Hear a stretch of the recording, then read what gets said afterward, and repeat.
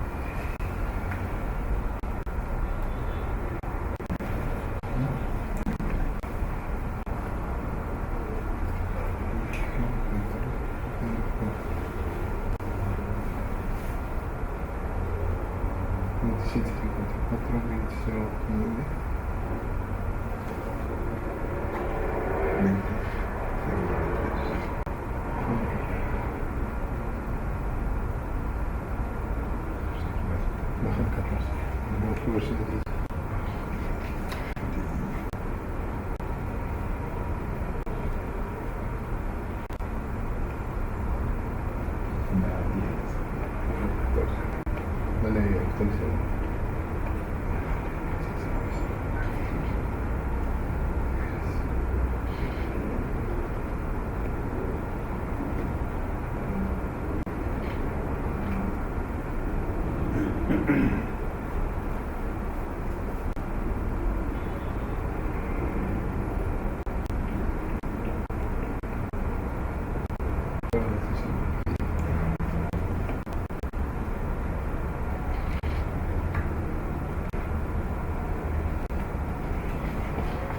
¿Estás así temprano?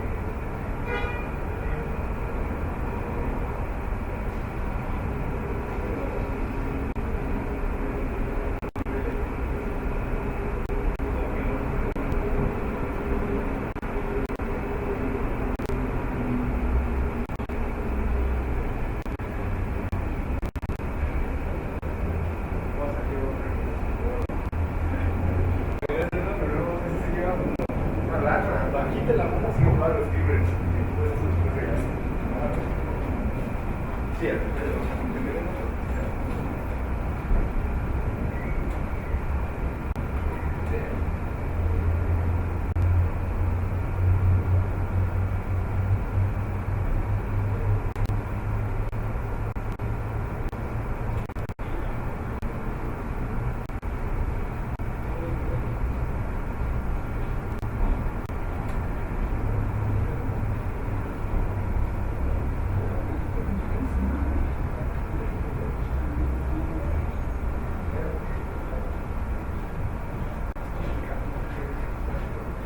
Todos los aspectos.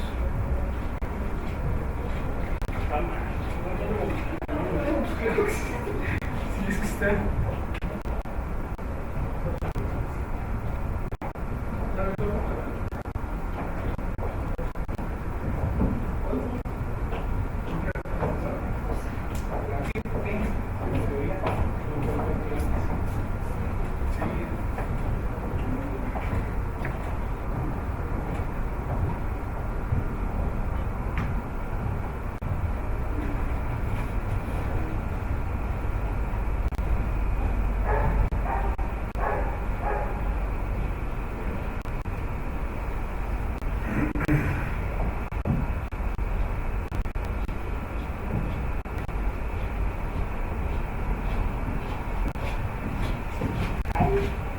Hello.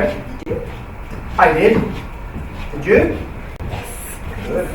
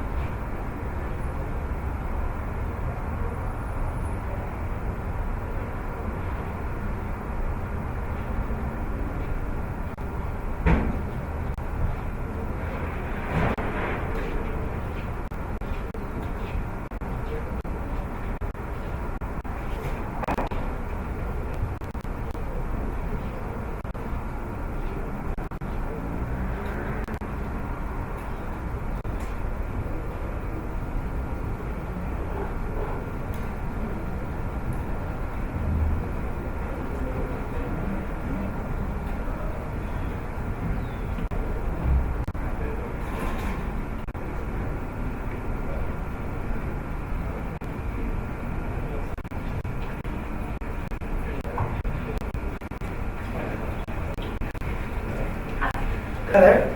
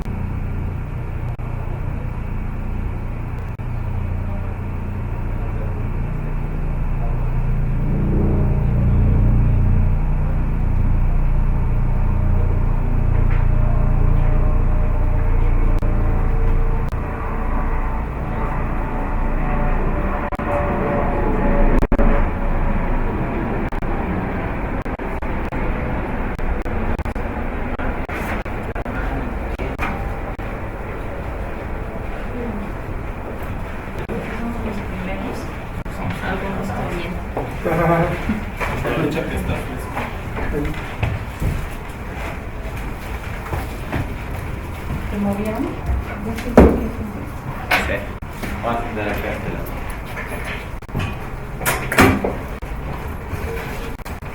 Bueno.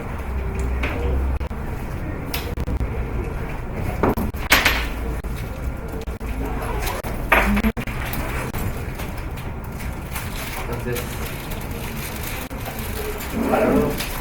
wait, cálmate. Yeah. Well, this is for tomorrow.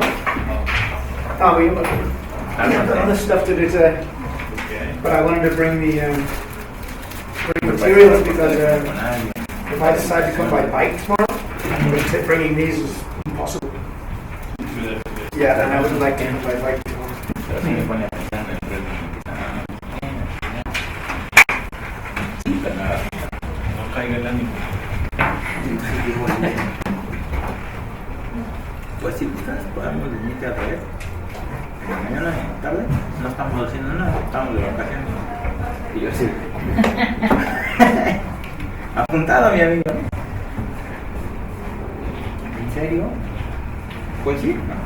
Vamos que lo deje morir solo. Muchas gracias, no sé qué, al final. Ya, toda la semana pasábamos por ella, primero comenzábamos por ella y a la noche por ella.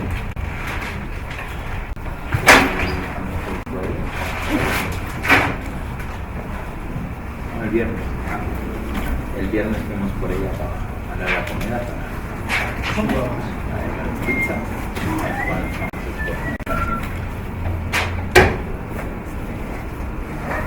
me platicó que iba a salir con sus amigos la noche. ¿Ustedes qué van a hacer?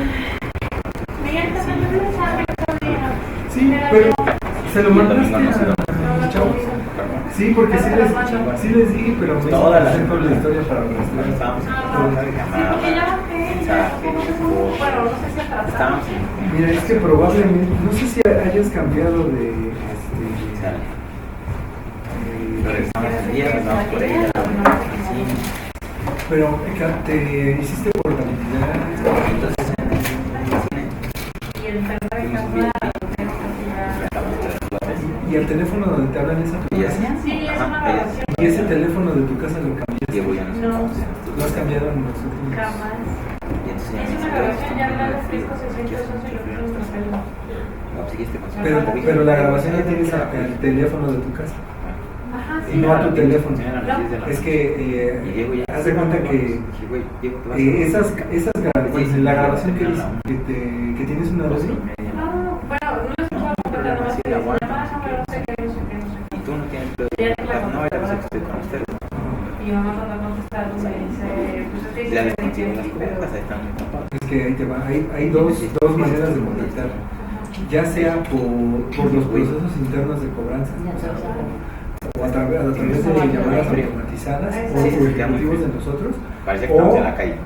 que tu número lo tenga una Yo estaba agencia de en cobranza. un lugar con Diego, porque pues, él estaba. Ya me mandaron Entonces, hasta gente de cobranza. Por eso es que te pregunto, porque cuando hay números reciclados, Te digo, cuando la sí, gente aquí. cambia de número o se cambia de casa, cosas así, el número se puede quedar en estrategias anteriores. Si es que tú nunca hablaste a una agencia de... Bueno, te hablaron de una agencia de cobranza y tú nunca les contestaste. Pero que no, Ellos no perdido. ponen notas y siguen dejando el teléfono ahí justamente La película estaba dos, se tres. asume evasión del cliente. Entonces, por eso es importante ver qué te No, dice. pero Si es una no grabación estás incómodo, interna porque es o es de una agencia de cobranzas y para eso estamos todos listos. Te los mando... Y ya, entonces en eso volteo, a ver si está. Enrique Santos o blogs, cualquiera. Estaba recargada así, Y ya, está de bien. de hecho, sí me dijeron, no, ya no me mandaron nada. Le digo, no sé, déjame checar. Agarraron en curva, ya no puede hacer nada, pero... ¿Estás despierta? Sí, hay que ver si me están hablando de una agencia de cobranza, que eso también tiene, Ya vamos a hacer. no tiene tema, nada más le decimos a la gente que genera esos archivos que planchan en el sistema de las agencias que ya no las hacen. Y ya, nada más si necesitamos ver en dónde está el trabajo. Va, está bien, porque no sé ni eso. Te digo, la línea la cambié hace como 2 meses. Dije, Bueno, bueno, no la cambié, está la bien. renové.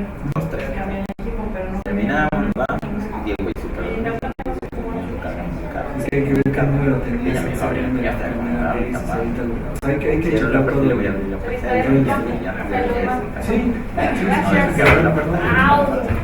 pero no te ¿Ya ves? No entendí.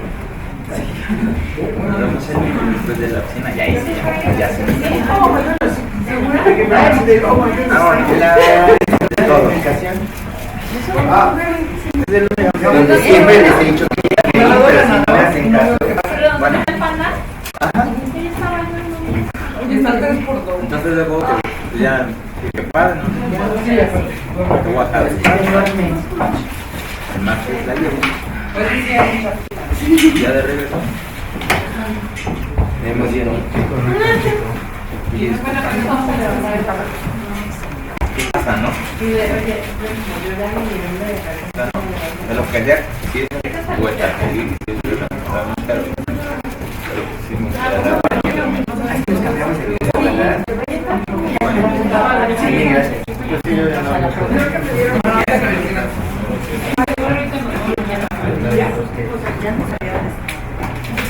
Entonces, ya, pero martes nada, ya lo perdí.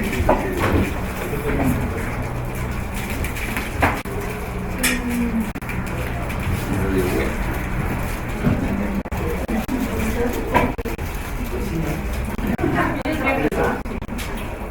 No sé. ¿Cuál?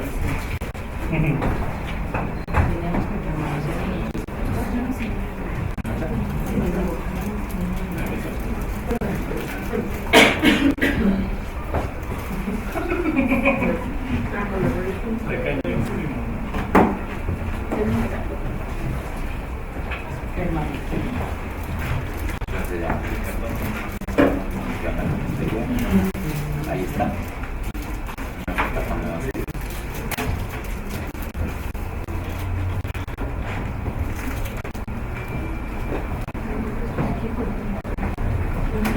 Voy entonces.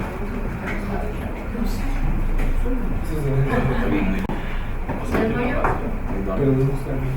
En el Facebook. Entonces, Ahora sí está bien. ahorita sí ya todo lo que ya está de clases normales.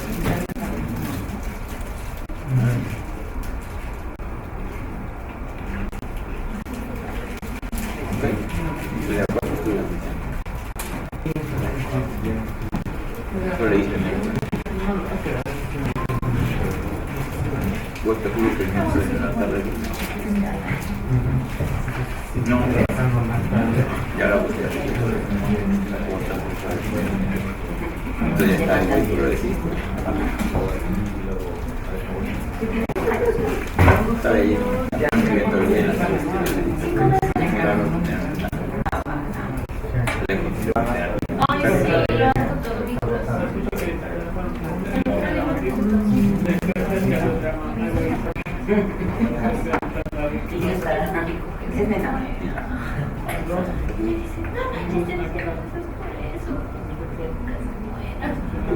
¿Qué intenta? Trascendental, un detalle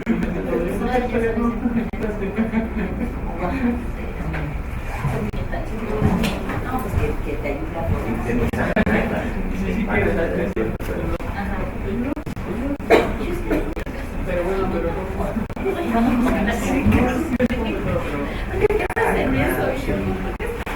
bueno,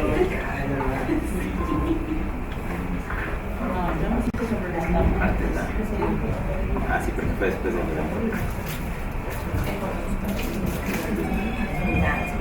la declaratoria de los Dios.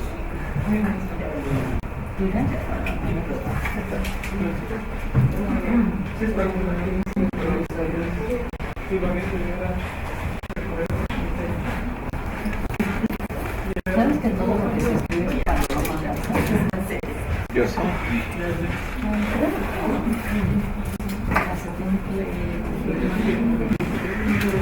Ella le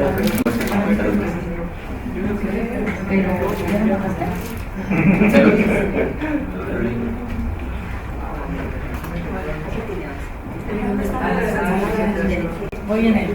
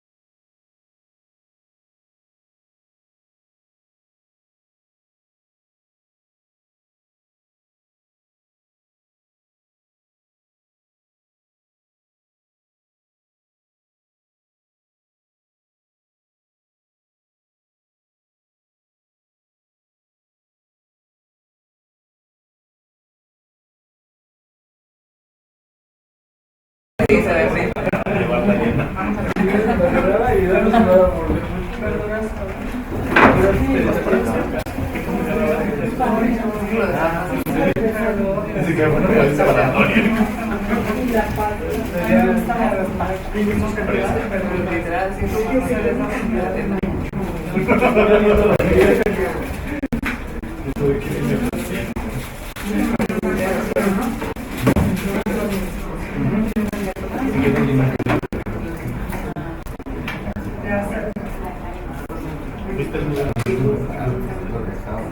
El antepasado, pero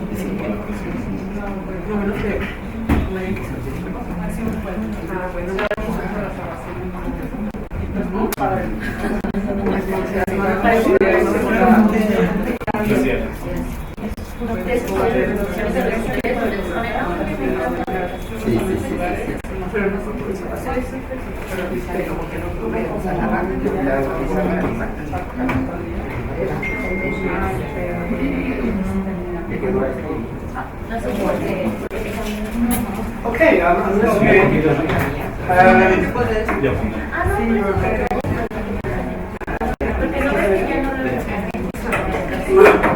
The last section of the day, I'd like to I'd like to show you the video that I had mentioned. It's one of these TED speeches. A really interesting fellow, and he's talking about competitive chickens and collaborative chickens. It's really funny.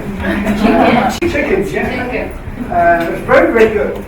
And he talks about how effective we can become when it comes down to comments about collaboration. So I want to share that with you.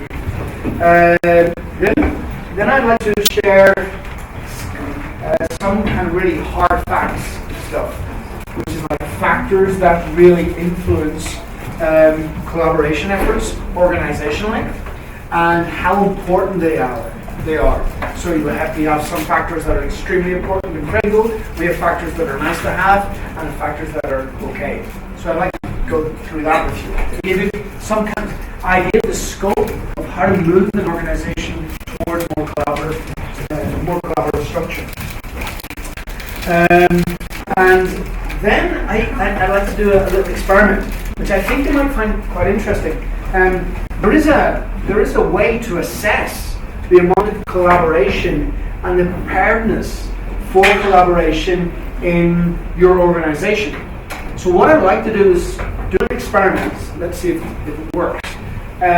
Where you will be filling out an evaluation but you fill out the evaluation by departments. So depending on your the areas that you belong to, we'll kind of do the survey area by area and let's see what it says. Okay, and then from there we can look at next steps and what you'd like to do to kind of reinforce collaboration in your area. Then I'd like to do a visual thinking idea about teams. I'd like to finish the day with a information gathering and decision making exercise.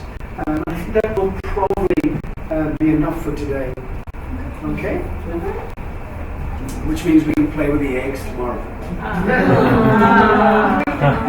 Well, I mean, yeah. But they work for tomorrow anyway, so. Okay, you ready? Yeah. Great.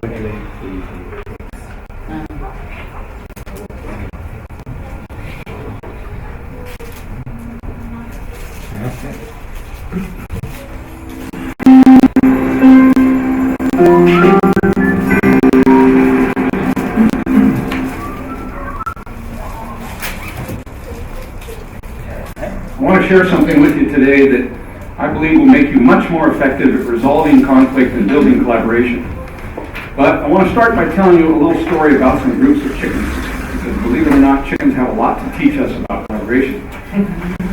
This takes place at Purdue University, where Bill Muir is a professor of genetics and a genuinely nice guy.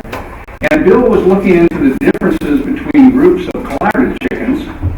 These were just chickens that got along well with each other. I call them the green zone chickens. And there were no star performers in their group. They were just nice to each other. And in the chicken world, the star performer is the hen that lays the most eggs. But the problem with the star performers is that they tend to be much more aggressive animals.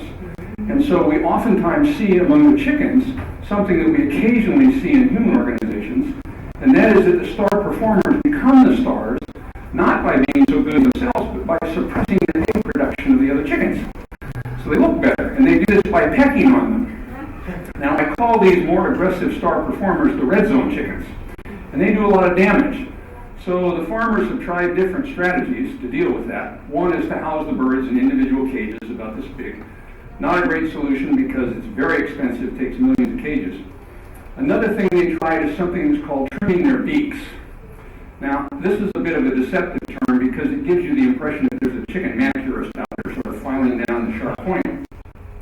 But really, it's an employee with a tool that looks a little bit like a pair of pliers, and they go up and rip a big chunk of the chicken's beak right off the head. Also very expensive, not to mention horribly unpleasant for all the chickens and the employee that's assigned to do that.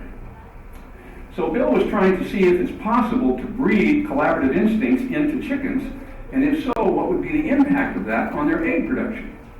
So we had all the green zone chicken groups over there and the red zone chicken groups over there, and he took the best of each generation's egg producers to produce the next generation. He did this for 1 year, about 5 generations, and at the end of that 1 year period, the results were pretty dramatic. There. This is a picture of the green zone chickens. They were healthy and productive. Now the next picture is what was left of the red zone chickens. And I say it's what was left of them because more than half of the red zone chickens had been murdered by their colleagues, pecked to death. Now, they say that a picture is worth 1,000 words. But if this doesn't tell the whole story, let's look at the egg production of the green zone chickens. In that 1 year period of time, it went up 260%. So what we can learn from these chickens is that red zone environments that are more hostile, that are more adversarial, highly conflicted, internally competitive versus externally competitive, they produce more red zone behavior. It feeds on itself and can spread like a virus in an organization. And green zone environments that are more supportive and cooperative and more highly skilled in collaboration, they produce more eggs, or whatever your organization's equivalent is to more eggs. Now, I'd like you to think back on that picture of those red zone chickens again for just a minute and get that in your mind. As a judge for almost 25 years, my jurisdiction was collective bargaining disputes, labor management conflicts. And in that role, I believe that I have mediated more school district labor strikes than any other person in the United States. in just about every single strike that I have ever mediated, by the time we get to the end of that process, every single person involved in that process on both sides of the table knows exactly what those chickens feel like, because that is the existence that they are trapped in. Now, these are not mean people. These are good people doing their imperfect best to improve the world the best way they know how. I mean, they've all dedicated their lives to public education. They didn't lack an interest in collaboration. What they lacked was skills. And this lack of skills was costing the state of California a tremendous amount of money in the cost of conflict. So a small group of us got together, we did a lot of research, and we set out to teach the more adversarial red zone groups to be more collaborative. We were wildly successful. Trust went up, conflicts went down. We reduced the amount of measurable conflict in almost 100 different organizations by almost 70% over several years. It saved the state of California a huge amount of money. It also transformed the working lives of thousands of employees who had been trapped in that red zone chicken existence, which in turn, I believe, improved the quality of education for thousands of school kids who finally had positive role models who could teach them how to resolve their differences without destroying their community or going to war with each other. And what we learned from this experience is not just limited to public education. It is applicable in any setting that requires collaboration, whether that's a family trying to figure out where to go on vacation together, or the corporate world where it has become blindingly obvious lately that you cannot compete externally if you can't first collaborate internally, or even in politics, where the defensiveness of our Congress probably costs as much as the entire defense budget at the Pentagon. So what I'd like to do is share with you today what I believe is the biggest learning from that experience, and that's this. There is nothing that will help you become more effective at resolving conflict and building collaboration more than better managing your own defensiveness. In over 25 years of working with other people's conflicts, I almost never had to deal with pure legal issues. People were almost always before me because somebody would start feeling vulnerable, and then they would get defensive. And when we get defensive, our thinking becomes rigid, our IQ drops about 20 points, and we simply become stupid. And not only are we terrible problem solvers ourselves, but then we invite everybody else in the room to get defensive, and then what you end up with is a whole room filled with red zone people who cannot solve a problem. The technical term for that, by the way, is litigation. It's as simple as this. If you reduce your defensiveness, you increase your ability to solve problems. Now, if we know that's true, why don't we just stay non-defensive and keep a more collaborative green zone mindset all the time? So I'd like you to try something with me that may give you some insight into that question. I would like you to use all your creativity and empathy to let yourself become one with this piece of paper. Know what it feels like to be this piece of paper. Nice and cool to the touch and crisp edges and a few sharp corners and a few wrinkles like some of us have. So in just a minute, I'm going to ask you all to take a deep breath. We'll do this all together. And as you exhale, I would like you to focus all your attention on this piece of paper and just see if it's possible for you to breathe yourself right into this piece of paper and become one with it. Okay, is everybody ready? All right, go.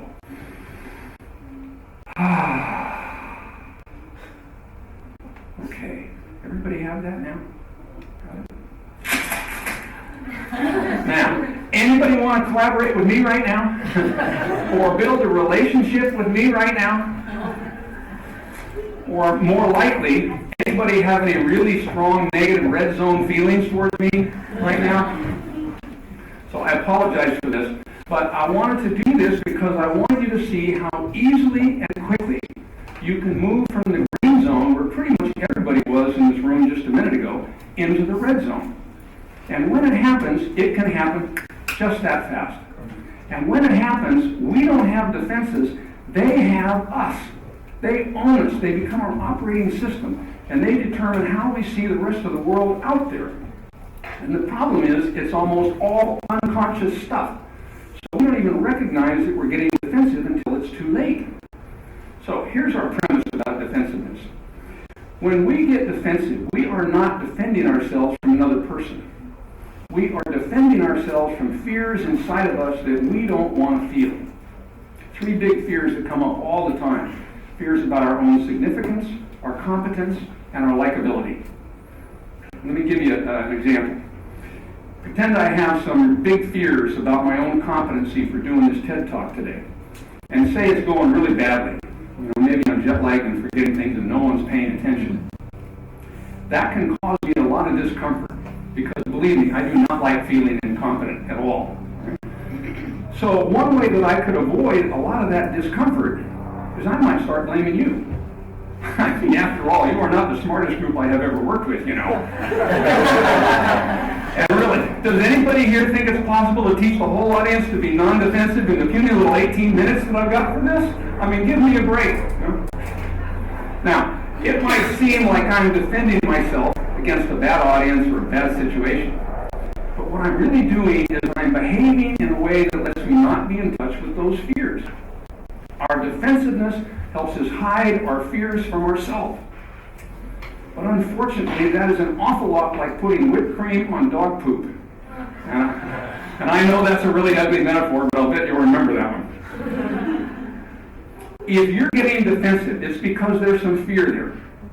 But since most of us are not sufficiently in tune with that fear to do anything about it until it's too late, what can be more helpful for most of us is to start paying attention to the outward behavior that we do. Our outward signs of defensiveness are usually much easier to spot at a much earlier point in the process. So if we know what our signs of defensiveness are, they can become our own personalized early warning system. For example, I notice that when I get defensive, my breathing becomes faster, I tend to talk much louder, and I usually feel very misunderstood. So if I'm getting some feedback from my friends, and I notice that I'm breathing faster, talking louder, and feeling very put upon, the alarm bells can go off. Ding, ding, ding. Hey, Jim, pay attention. You're doing that thing. Then I can take some action. So it is worth your while to figure out what your specific signs of defensiveness are, and then create your own early warning system. Now, we've come up with a list of about 50 different signs of defensiveness. But these are just a few of the more common ones. So take a look at this and see whether any of these look familiar to you. If you don't see your favorites up there, or even more importantly, if you happen to be sitting out in the audience right now thinking to yourself, well, I don't really get defensive. Let me suggest to you that you are probably in complete denial or overly medicated, because defensiveness, this is a human condition. So if you're one of those few people on earth that thinks they don't get defensive, when you go home tonight, I would suggest you ask your spouse or your kids. I've found family members to be remarkably willing to help out on this task. Usually very accurate, too. So your job is to figure out what your specific signs of defensiveness are and then create your own early warning system. Then when it tips you off that you're getting defensive, here's a few things that you can do that can help. Number one, acknowledge to yourself that you're getting defensive. Now that may not seem like it's a big deal, but if you don't notice it, you won't take any other action. Number two, do whatever you can do to slow down your physiology. Maybe take a walk around the building and get some fresh air. Or if you're trapped in a meeting, just take a few deep breaths. Number three, pay attention to your self-talk. If you're engaging in negative self-talk, consciously try to turn it into something a little more positive and a little less toxic for you. Number four, create an action step that is directly related to whatever your sign of defensiveness is. So for example, if your sign is flooding with information to prove a point, maybe your action step would be just to be quiet for 10 or 15 seconds. Just zip it up. If it's high charge of energy in the body, maybe it's take a few deep breaths or visualize some relaxing scene. If it's a sudden drop in IQ, do something that's going to buy you a little time to let your thinking process catch up with the rest of your body. Maybe hang out in the restroom for a few minutes. One woman, her sign was always wanting the last word, and so she got this image of herself standing at the conference room door, throwing in the last word and slamming the door. And it was a way of not only reminding her of what she was doing, but also lightening up her mood a little bit. So you create your action step. Then number 5 is, this is a recovery model. This is not a model of perfection. So if you get defensive, like we all will, you notice that you take some action and then start over and let it go. So to recap, when you leave here today, the 2 most helpful next steps for you will be, number 1, figure out what your signs of defensiveness are and create your own early warning system. And then number 2, figure out an action step and practice it. You want to practice it so it becomes automatic, because the worst time to be figuring out how to deal with your defensiveness is when you're defensive. Now, if you can do both of these things, I guarantee you, you will significantly increase your chances of ending up like a green zone person rather than one of those red zone chickens. In the words of one of our wisest, greatest modern day philosophers, it's not easy being green. But let me tell you, it's a whole lot easier and a lot more effective than being red, and it could just make a big difference in your lives. Thank you very much.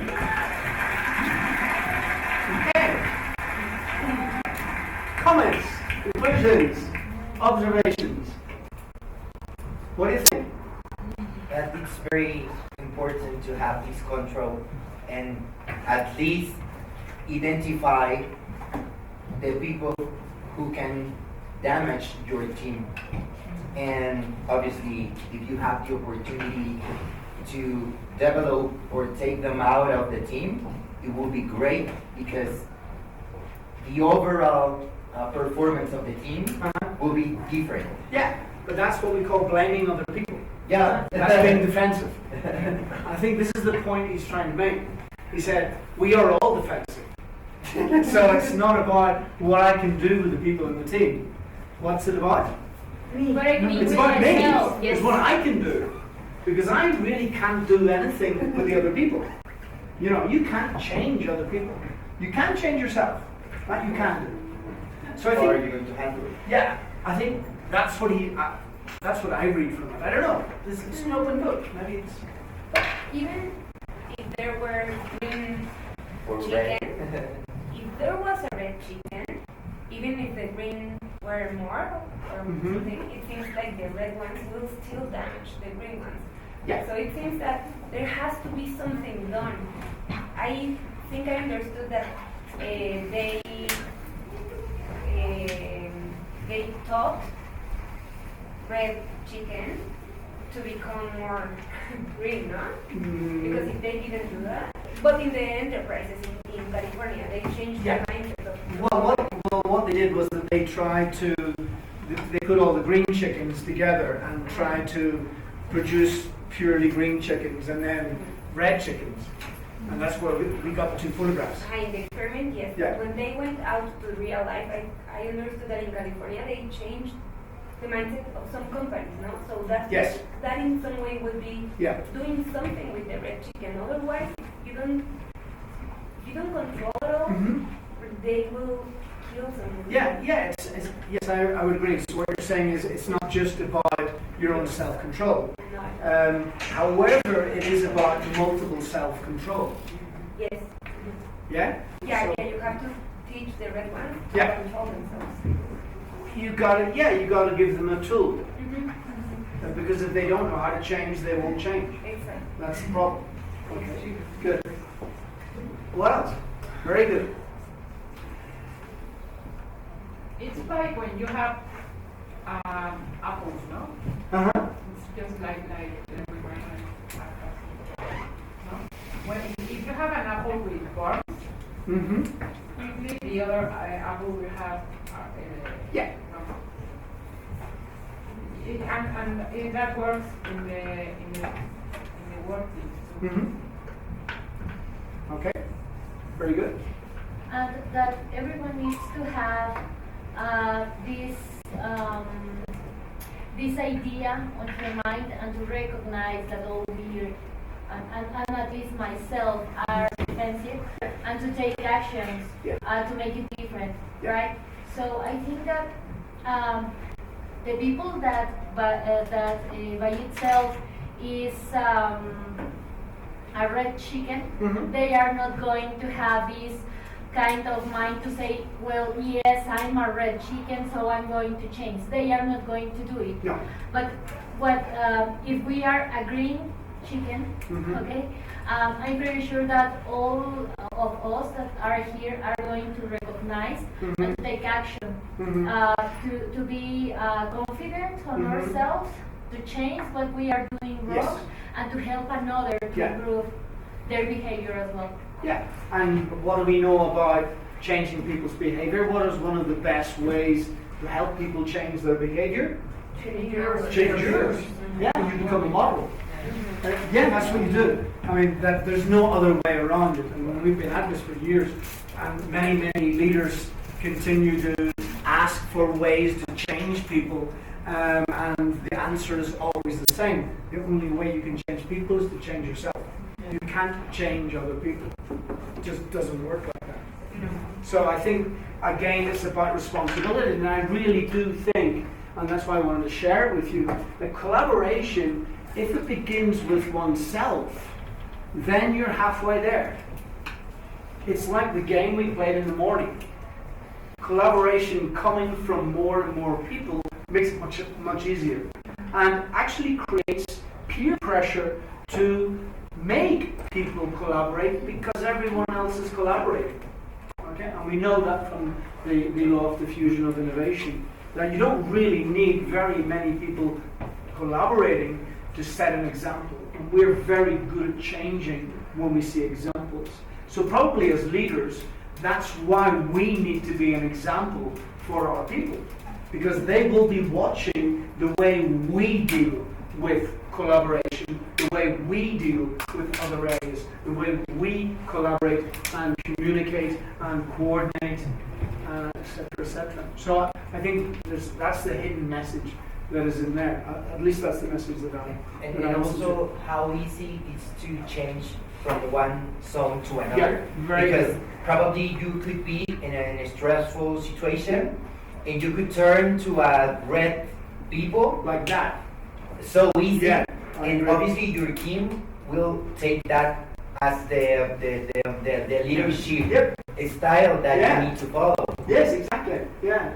So it kind of perpetuates. Yeah. And that's the problem we've got, because we're in this vicious circle again. And we can go into collaboration again and say, well, why aren't we collaborating? Well, because it's complex, because we're not very good at it, it takes longer to do, so we just work in another way because it's quicker, etc., etc.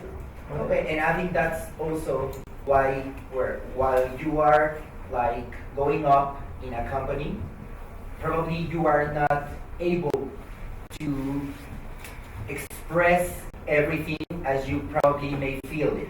Okay. Because everything that you say, everything that you do, you will be seeing for your team. So it's just like probably handling from yourself internally, emotions, the reactions that you probably have in that moment. Yeah. But it's just like trying to not go to that red zone. Yeah, but it's actually worse than that. Yeah, it is, because one would expect that if you are a good leader, you motivate people around you. Because people can see your green behavior, and they would be motivated by your green behavior. And actually, as a leader, your power to motivate is actually very, very limited. What you can do, which is the bad news, is that you can demotivate an awful lot.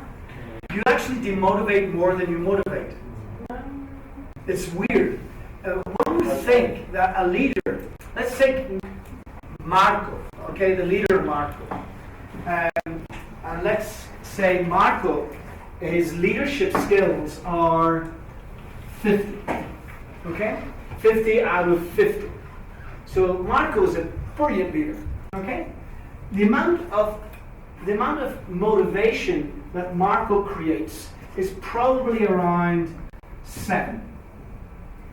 7 out of 50. Which means he doesn't really motivate that much. Okay? However, let's go to Jose. Jose is minus 50. Okay, so he's on the other end of the scale. Now, how much does he dismotivate? minus 7? No. Minus Minus 20? 100. Yes, he is minus 100. That's the problem. Yeah. And that's the problem we have as leaders, by the way.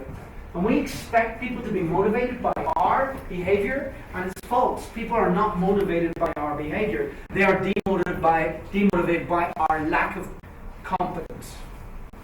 So if you don't have competent leaders, you will have very dismotivated people who are not motivated. So we kind of owe it to our people to be great leaders, not to be recognized as great leaders, but to keep them from this.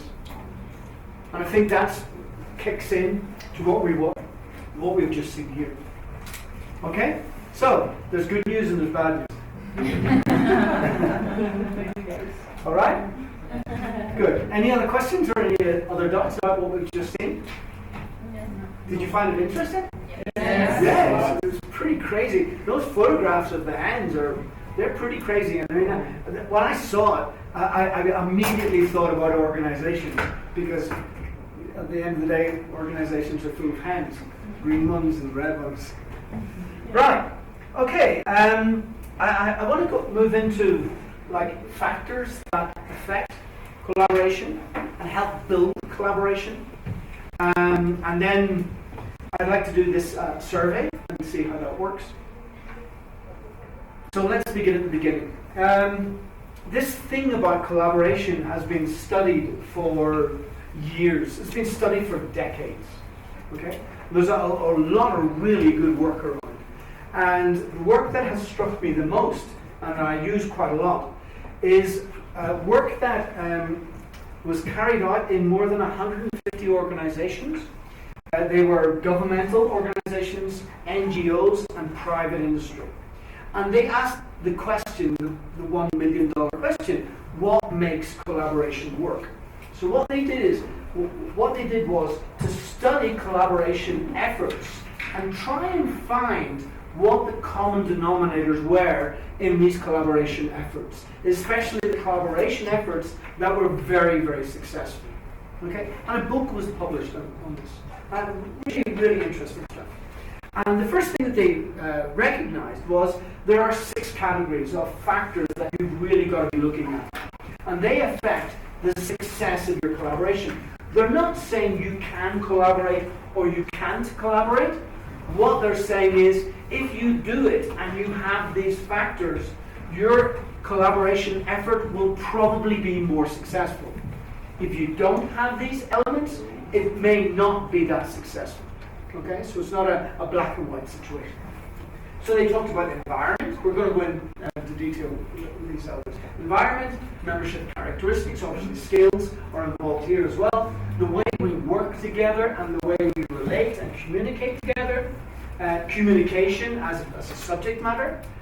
Our reason why we're together and the resources we have to be successful. Okay? And basically what they did was that they said, okay, there are factors, there are 20 factors. Some of them are critical, some of them are yellow, and some of them are green, which means they're not that critical. Okay, so what I did was, these little dots indicate with red the factors that are extremely critical. Okay, the yellows are in the middle, and the greens are important, but they're less important. Okay, that's not to say that none of the 20 factors shouldn't be there. They should all be there. But if I have to pick and choose, I'm going to make sure the reds are attended for immediately. So it creates an agenda. There are some things that we can change, and there's some things we can't change. And probably the first one is the one we can't change unless we do something about it. So if we want to change the way our companies work, we're the ones who are going to have to create the history of collaboration in our enterprises. Okay, are you getting my drift there? You know, so if until today our collaboration efforts have not been that successful, we have to start looking at how can I create a history of more successful collaboration efforts. Because obviously that will form part of your corporate culture. Okay? The next element would be favorable political and social climate. That's to say, is it the right moment to collaborate? Okay? And thirdly, collaborative groups seen as legitimate leaders in the community means that there's some kind of modeling going on here. They're recognized. But that doesn't seem to be that important. And they would be the three factors that have to do with the category of environment. So we need to be looking at creating history of collaboration and making sure our organizations can communicate these examples of collaboration. Now, I would ask you, why do you think it's important that your organization can document and communicate your examples of successful collaboration? Why is that important? Because that makes it part of the culture of the company and creates legacy. Okay, creates legacy. That's a good answer. Ownership. Ownership. In what sense? Ownership? Ownership in when you feel that your involvement Mhm. from the first, Mhm. from the all the goals. Mhm. Okay. I'm not sure I really understand that, but ownership in the sense of what? Ownership of the... That you feel you are part of the goal Okay. of the company and the area. Oh, okay. But is that not... I don't know, but I'm thinking, what I'm listening, and what I'm kind of understanding is a bit like this. No? It's like ownership is like the sense of, if we collaborate, we will be seen in good light in the organization. Is that what you're trying to... Yes. Yeah. Because you feel Yeah. like you're part of the... Yeah, okay, but I think you will see that it is important, but it's not that important. Okay. Okay, so what other reasons would we want our collaborative efforts to be visibilized in the organization? Talked about. Because it helps to other ones to join to collaborate with us, Yeah. and to have a good acknowledgement database to learn for the mistakes and the good practices that we did. Exactly. It's got to do with change. So at the end of the day, you remember we looked at this graph, the change graph. So really, what you want is this group here. You remember that 34%? Yes. Yeah. Now, if this 34% don't see, don't read, or know nothing about our successful collaborative efforts, they will not change. So that's why we need to go to our human resources areas, our internal communication areas, and have our internal communication areas start running stories on successful collaborative efforts.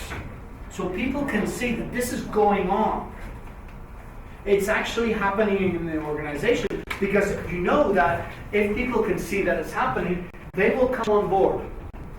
Now, this group will take ages to come on board, but they will eventually come on board when they start seeing how things are changing. But these people will come on board when they know other people are they're successful in their collaborative efforts. Okay? Do you have any questions about what I just said? No? Great. So let's move on to the next one. Membership characteristics. So what have we got? Mutual respect, understanding, and trust. Okay, I think this we've mentioned several times in our collaborative efforts during the day. Then we have two that are kind of not critical, but they are important. Appropriate cross-section of members. Well, what would that mean, cross-section of members?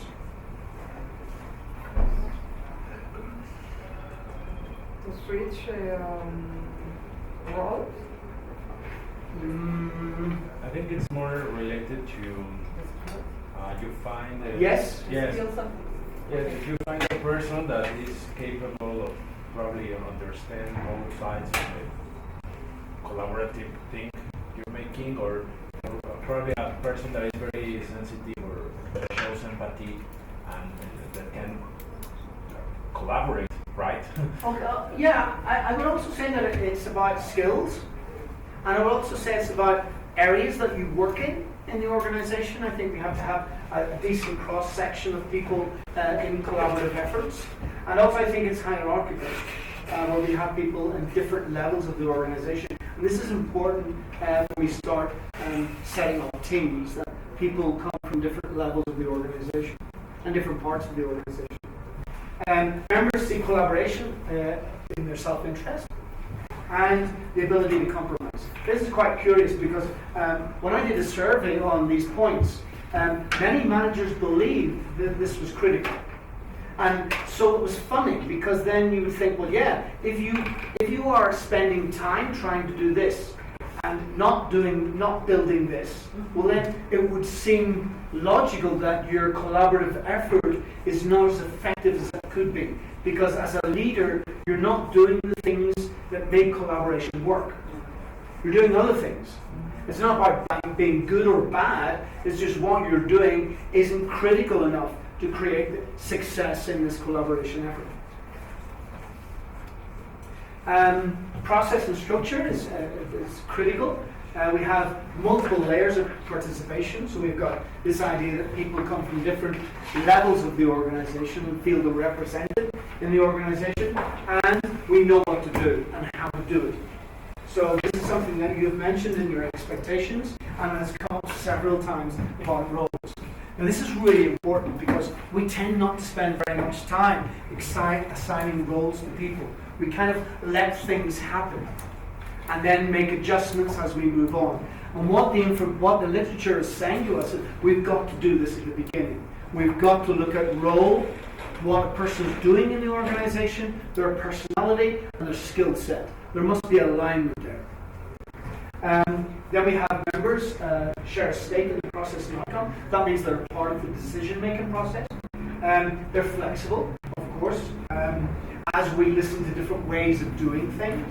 It takes longer to set up, but it becomes richer because people are have more compromise with more commitment with the decisions. And then we have two that are kind of slightly less important. Adaptability. Again, I've spent a lot of time with leaders who believe that adaptability is critical in their teams, and I think that you can see that it is not that important. So once again, we have leaders who are doing things that are not helping their collaborative efforts be effective. An appropriate pace of development means that we are actually advancing in our execution of the task that we have to carry out. How would you differentiate adaptability from flexibility? Sorry? How would you differentiate adaptability from flexibility? I mean, sounds like almost the same, right? Yeah. In certain sense, if you're flexible, you're adapting to situations. But I don't know. What is more critical? Flexibility or well, because I think flexibility has a lot to do with, for example, creative thinking. One of the critical components of creative thinking is flexibility. Flexibility is not.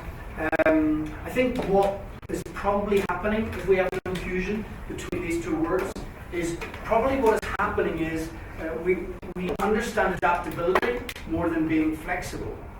Adaptability is because the decision has been taken. Flexibility would be looking at different ways of doing things. And I think it's slightly different. I think flexibility is looking at alternatives. And I think adaptability is once the decision has been taken, it's how do you face that? How do I adapt my style to what the team needs at this moment in time? I mean, I don't know about the ontological meaning of the two words, but from a business point of view, I would say that that's basically the difference that I can understand. Okay? Any other questions? Any other doubts? No? Great. And finally, communication. Open and frequent communication. I think this is obvious. Established informal relationships and communication links. It's important. It's not critical. Purpose. In this case, establish informal relationships. How could we improve the relationship if the team members only follow the formal relationships? That's a good question. I think we have to look for ways of getting people together in different contexts where the formal business relationship is not it's not that important. It's more of a person-to-person situation. I think that's kind of what this is suggesting. That we start creating alliances that don't really have to do with our formal relationship in the organization. I mean, I'm not saying we have to be boozing buddies, but I do think that there has to be some kind of informal relationship happening within the team. Even changing the place of the meeting. Yeah. Because probably instead of the meeting room, you will take him to the cafeteria or to Starbucks. Yeah. And that will change totally like how the meeting flows. Yeah. I mean, I would even be more radical than that. A couple of years ago, in the Cultural Change Initiative, I took the manager to Xochimilco. so we could go on the trajineras. And we could have a meeting because they're quite big. So you can get about 24 people in the trajineras. It was quite interesting because the conversations that were happening would not have happened in the office. For sure, yeah. And it didn't happen once. We had to do it a couple of times because it's kind of novel things. So it was like ha ha ha, he he he. But once we started doing this, people started saying that this was a different way to relate to each other. Okay? I'm not saying with that it's easy. I mean, in fact, today I have not said that collaboration is easy once. I've said collaboration is extremely complex several times. And once again, I think that's why we don't have so much of it. Because it really requires a lot of effort. On top of you doing your job. Yeah, so that's part of the problem. Okay? Did I answer your question? Yes. Okay. Any other questions or any doubts? Okay, great. So purpose is why we're together. So it needs to be concrete, it needs to be attainable. So we've got SMART here, basically. That's what we're saying. And shared vision is critical. That's why leadership is so important in your collaborative effort. So it's not telling people what to do, it's sharing a vision with them. Yeah. So once the leader is able to work with his or her people to create this vision, and I think this word is very important. It says shared vision.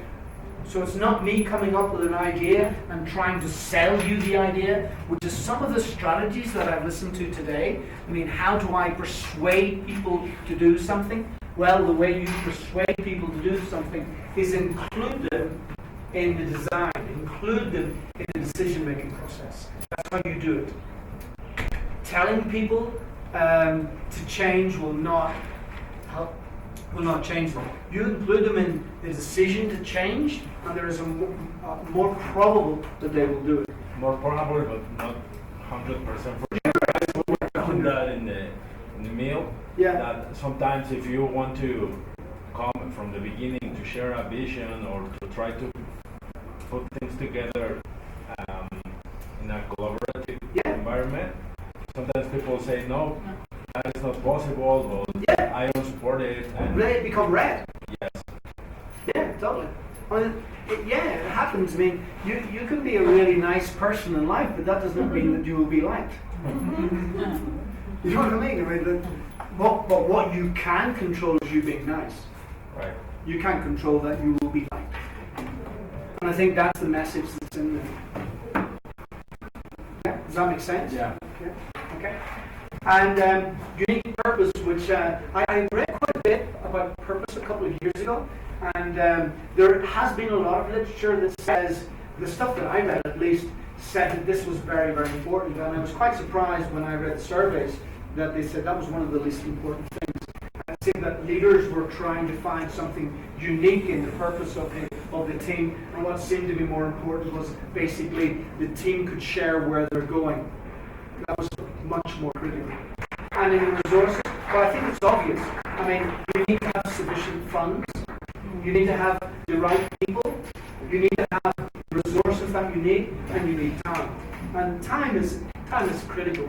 Because once again, we have the problem of I don't have very much time, so I can't build a team. But then you don't have very much time because you don't have a team. So we need to find a way out of that vicious circle. Okay? Do you have any questions? And You should have, because skilled leadership doesn't seem to be that important. And I think that's, why do you think that skilled leadership is more important than sufficient funds, staff, material, and on time? Because if the leader has very good skills, he will make the best out of the resources. And even if you have a lot of resources, if the leader is not that prepared, he may not make the best use of it. Yeah, but that's curious, because I could go back to the activity we did today and said, you did have sufficient resources. You did have sufficient time. So this was green. And there were enough people on the teams. You know what I'm trying to say? So it seemed this, and although you are all leaders and probably very successful leaders, it wasn't enough for the collaborative effort to be pulled off. I'm not sure whether I'm kind of catching my drift there. My opinion is that you can have the best leader and the best group of leaders. Yeah. If you don't have many or any sheets, that would be useless. Exactly. Yeah. That's it. Okay, so how do you think your area would qualify on these terms? These 20 factors. Because if we look at our areas, we must be able to see which part or which of these factors is more successful in our area or in our area of influence, and which factors we would need to work on. Would you not find that an interesting exercise to do? Or would you too frightened to do it? Or are you just too tired? Because it's Friday afternoon.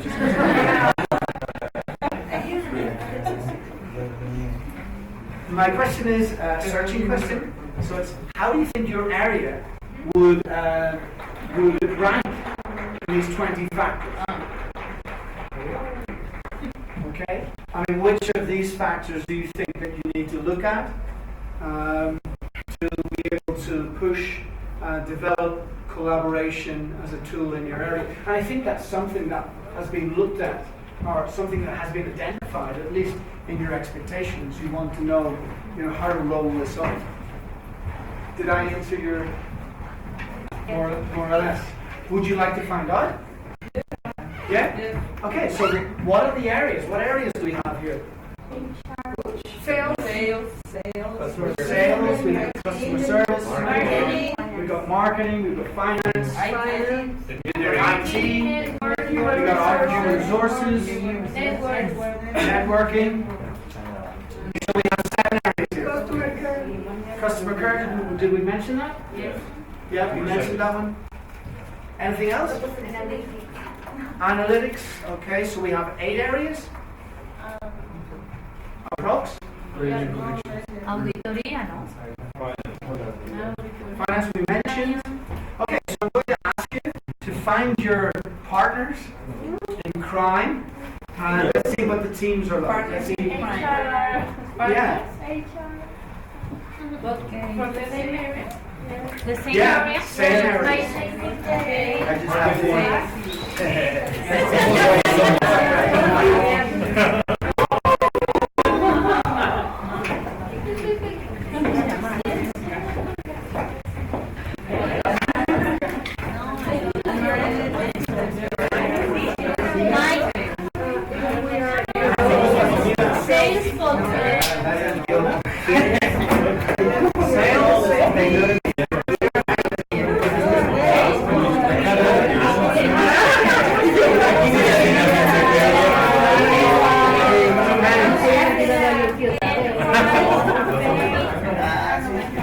Do you work as units or do you work as different units?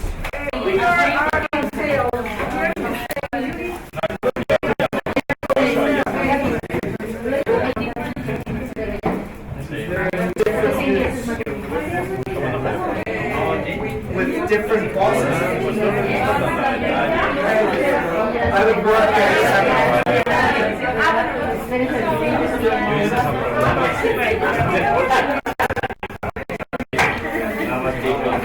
No me voy a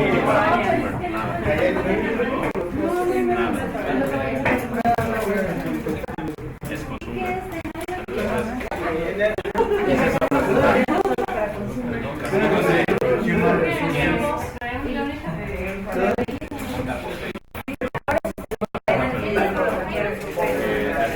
Si empieza a convivir con los clientes de poco a poco, pues ahí va a haber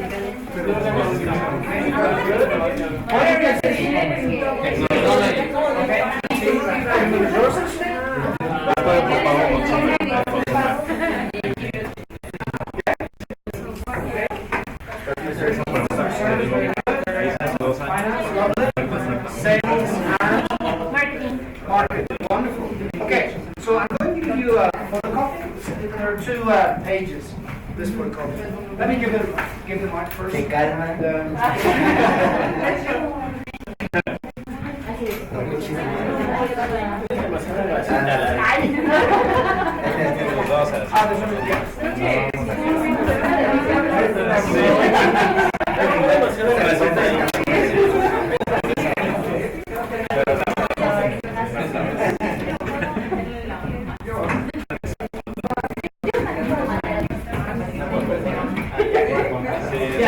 Although we all work here together, we need to be professionals.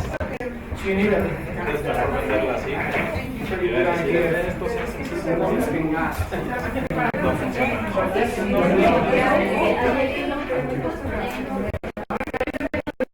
There you go.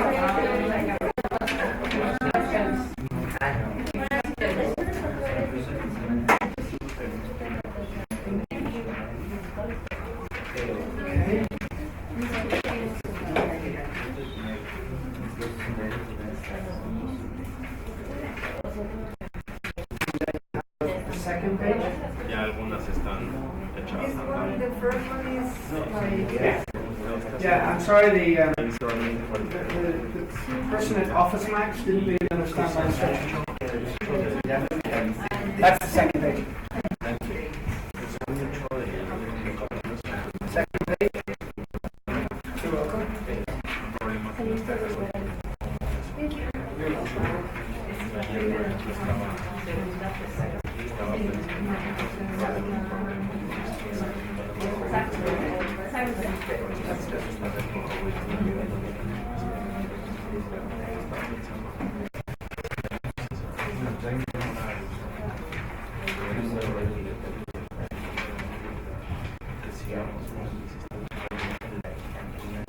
Okay, this is for your own internal use.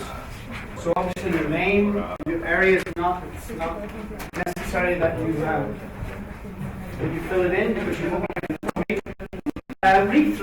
read the first page, which has got the very explicit instructions. Ignore the part when it says give the questionnaire to the instructor because that's not going to work that way.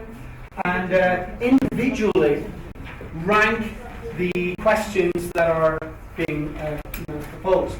Okay, so it's really easy. It's 1, 2, 3, 4, 5. Which is basically how much you agree or disagree with a statement. If you're not very sure, just then do a neutral answer, which is the number 3. Okay. If you think it's between two numbers, try and always choose the lowest number. Okay, that's basically what we're doing. So once we've done that, we'll stop the activity and I'll give you new instructions. Okay? So have a go at it.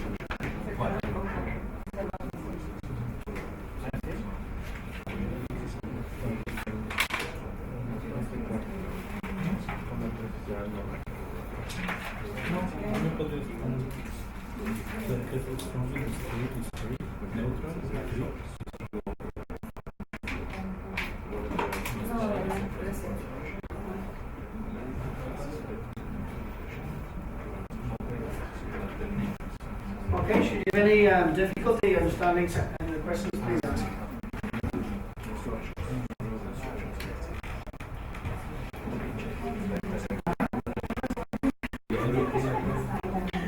Yeah, exactly.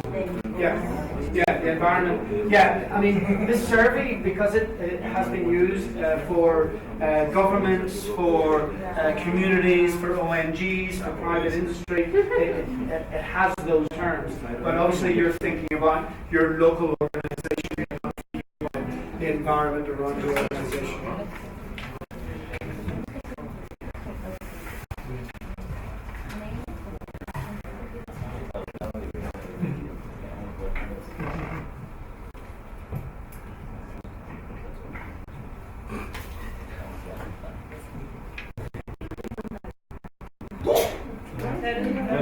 Bless you.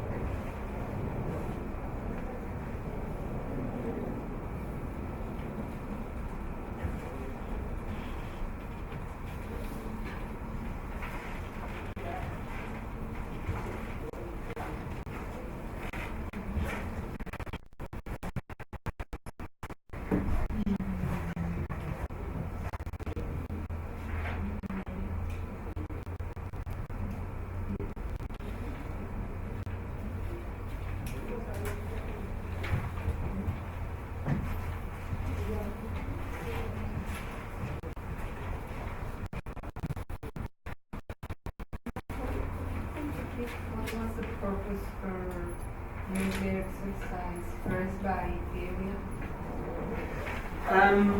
Of this because you're evaluating, well, for several reasons. There's no one culture in an organization. There tend to be it's a collection of subcultures. So yeah, it's kind of subcultures. So there's some cultures that are kind of naturally more collaborative, and there are other cultures, other parts of the organization are naturally more competitive. Or more bureaucratic.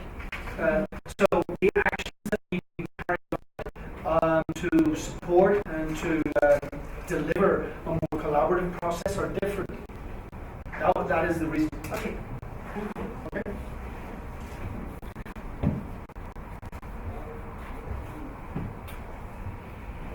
And once we finish, If you want to finish now, if you want to stop now, and I'll explain the next stage, because some people have finished. Okay, so we can kind of move on a wee bit. What you do now is you work out the average for each factor. Okay, so how do you do this? Let's look at one of the factors we have here. For example, members share a stake in both process and outcome, which are the statements 13, 14, and 15. Okay? So we want to find out what mark we get for this factor. So what you do is you add up the three values that you have, and you add them with the other people in your group, and you divide it by the number of people in your group and the number of questions that you have, okay, to come up with one value.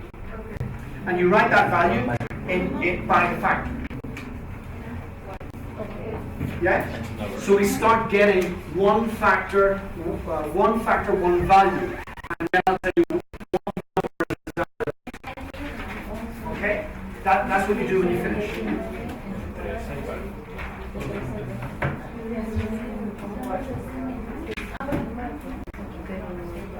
So for example, if you have 3 questions in one factor, you're going to have to divide it by 3, and then divide it by the number of people values, and you're going to come up with a number between 1 and 5. Probably a decimal number. Well, you're going to have to add them between the people in your area, and then divide it by the number of people, and then divide it by the number of questions. Yeah.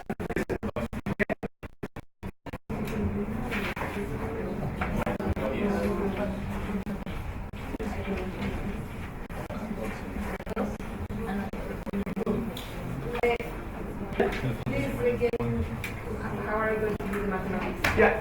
The first reactor, we have 2 questions, and the 2 answers. Summary of the 2 questions. Yeah. The 2 answers.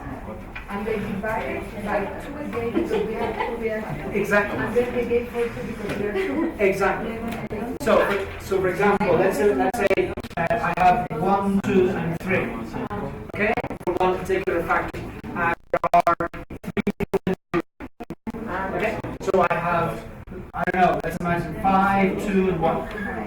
Okay, so what do I have? I have 8, but I've got to divide that by 3. Right. By 9. In this case, by 3 have 2 or Exactly. Exactly. Why? Because we have 3 here. So you're going to divide that by 3, and then you're going to divide it by the number of people who are there, and that will give you the average of that value. Well, now you're a group, because you've got to add your answers up. in that example, I have to summary all the numbers. 5 plus 2 plus 1 plus 2 plus 2 plus 6. No, well actually I would do it as a group. I would do the first one together, and the second one, and then the third one, and then work out the average.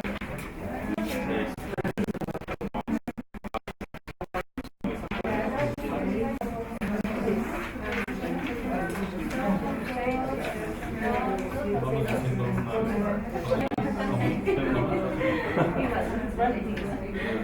we need to summarize the cost of each one, then divide by how much.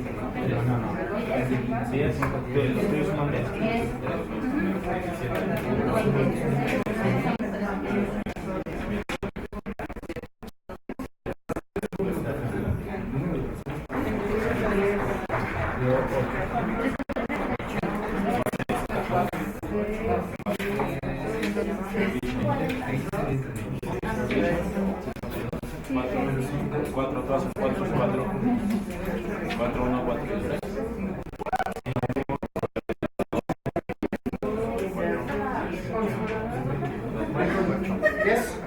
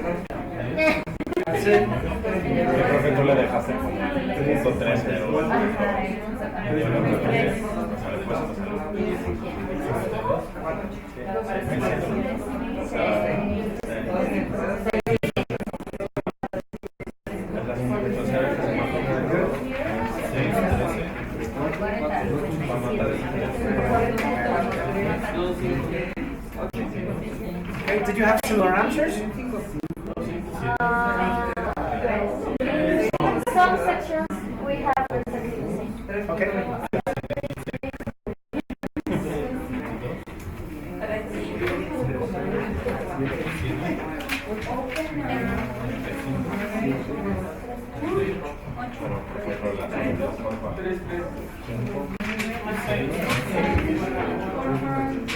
collaboration in the community.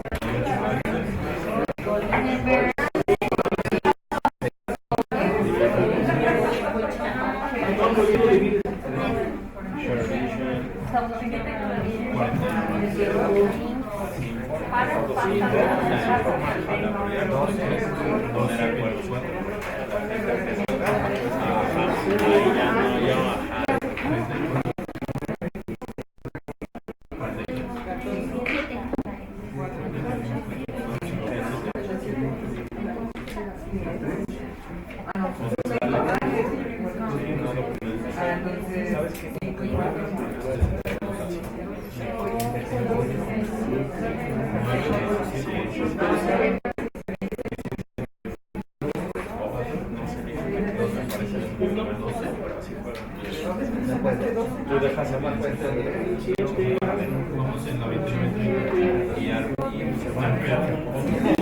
de la cadena y lo que tú dijiste. Lo bueno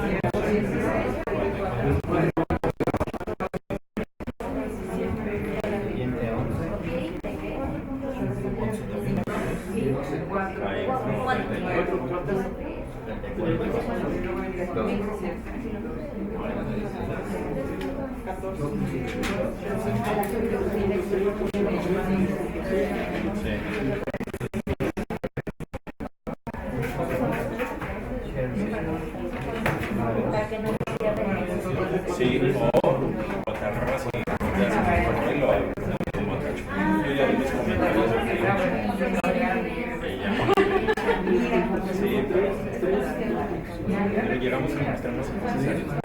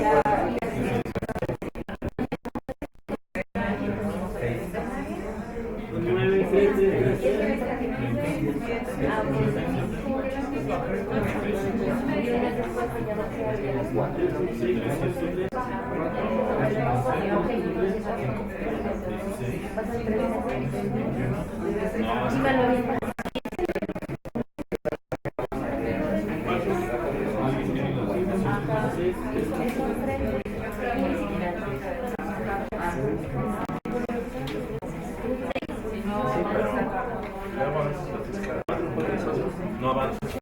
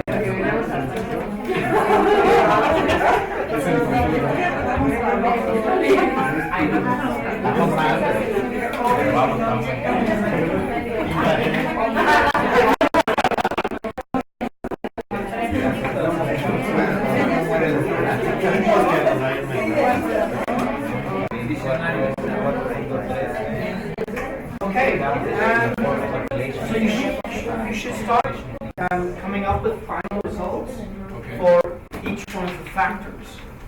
Yeah, you're there. So what we're going to do now is, first of all, we're going to try and zoom in on the factors that need attending to. Okay, so basically what they suggest in the survey is that anything below 4 needs to be looked at.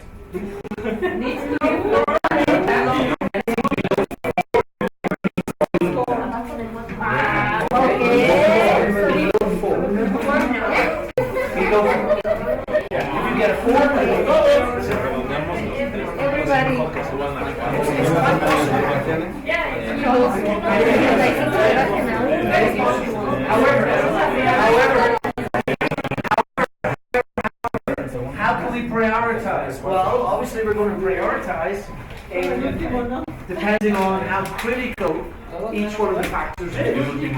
So for example, if I have a less than 4 here, well, this is something that we'll pay attention to. We've got to think of ways to overcome this. The same here.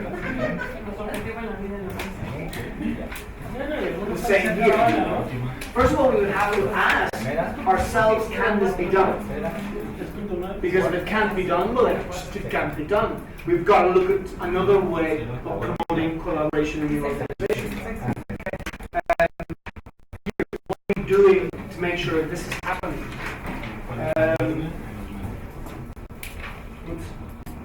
And here, and here, and here.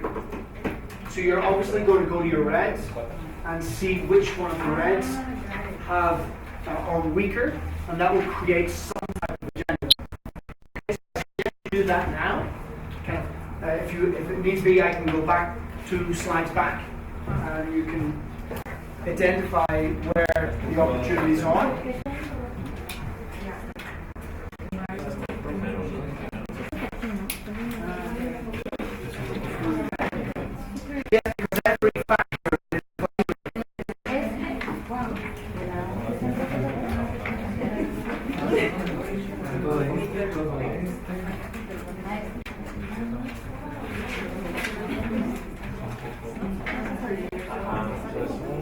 Identificamos cuáles de ellos son los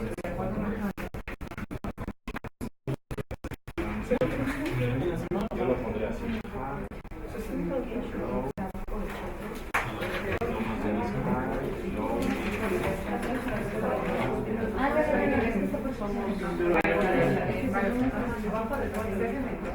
Ya, cada uno de esos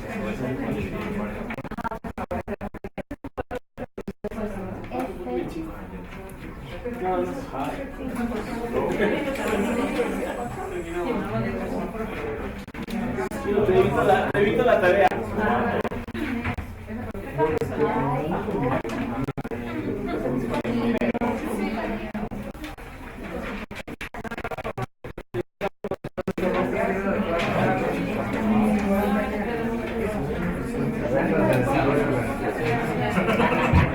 No vino. Por eso sabía que iba a pasar eso del módulo. Por eso no vino.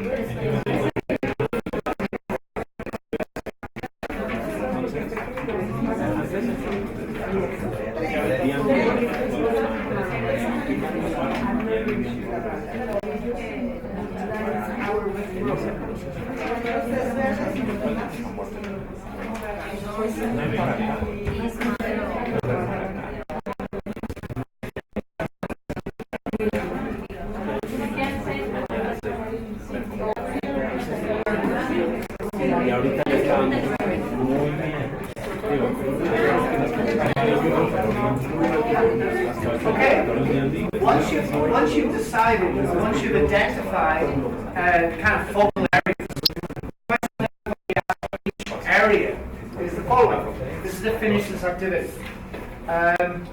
Is how can you apply the ideas that we've been looking at throughout the day to improve your collaborative processes and build respectful relationships and accomplish your desired outcomes? So kind of identifying what you can do to start promoting and rolling out a more collaborative environment in your area of responsibility. Okay? So take a couple of minutes to discuss what you think could be done there. And once we share, we'll stop and have a break for coffee. Okay?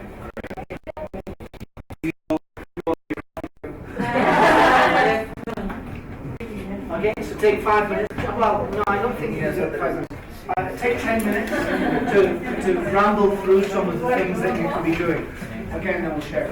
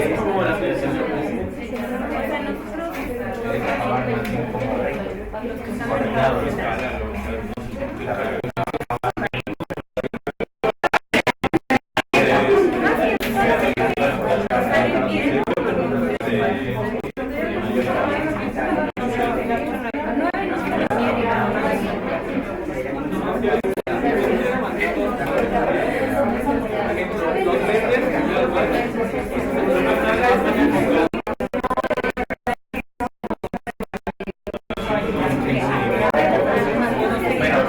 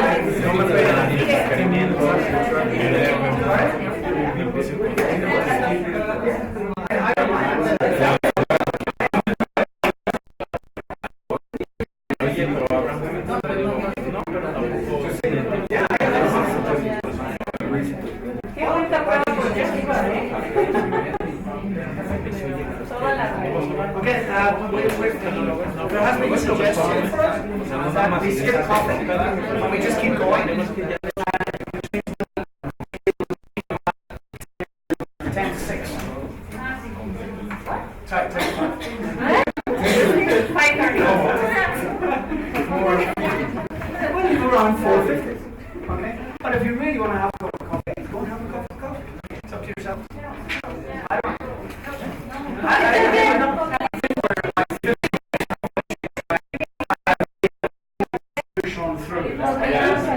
you don't really need coffee.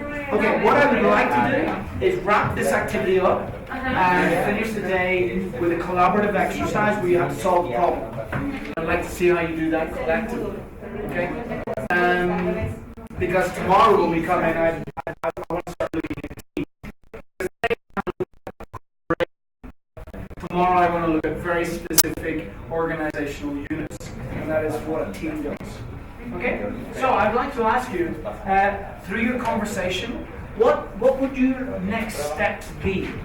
Given the evaluation that you've just done of your area, where would you work to try and roll out a more collaborative working environment? I think for us as customer service, we have found that it's very important, obviously, to coordinate internally how we manage the resources and how we convince people to know the objective of the area and the results that we need to reach. Mm-hmm. But the most difficult part will be right now to convince the other support areas that we have the same objective, and that's to take care of the customers. Mm-hmm. So from now on, obviously, we need to have ups with them to let them know how they can impact the experience of our customers if we are not in the same path. Yeah. So I think it's really important to obviously have this relationship from a long-term perspective and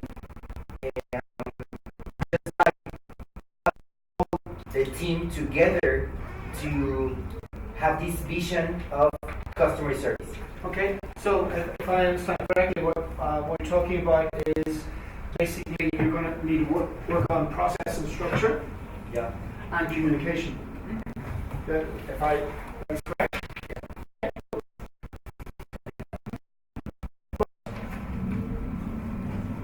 Thank you. Who's going next?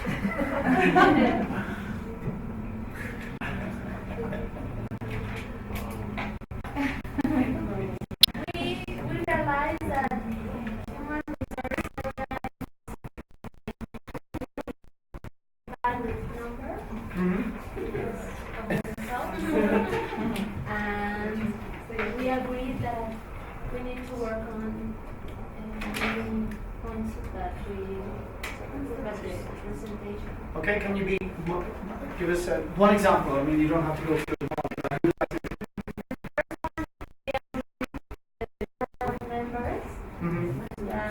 we are very low in history of collaboration. Yeah. That's one of the most important. Yeah. Some of our resources is very competitive. Yeah. Between the areas, we are very Wow. And we are more kind of moldy kind of area and less competitive? No? Wow. Okay. So, are you going to tell us what you're going to do? Shows he's too forward director.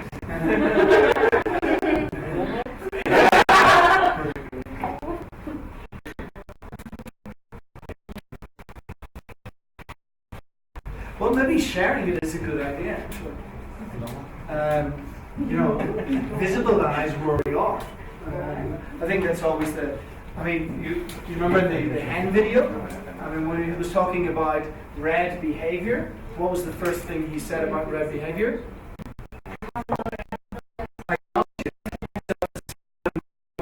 Analyze an area. If we see things that are not going the way we think they should be going, we have to acknowledge them. That's kind of the first step. So showing these things, that's why we do evaluations. So it can be made public and do something about it. Okay, thank you. Yeah?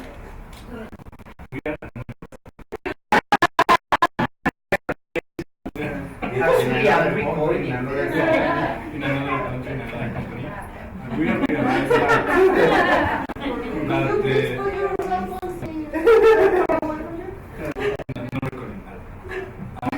the worst or the lowest value is the history of collaboration.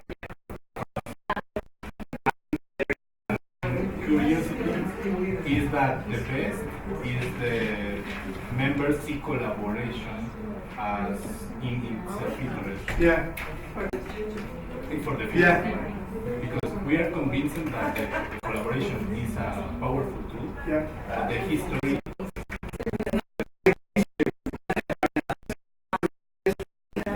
That's really challenging. Yeah. Very, very challenging. That's very, very good. Well,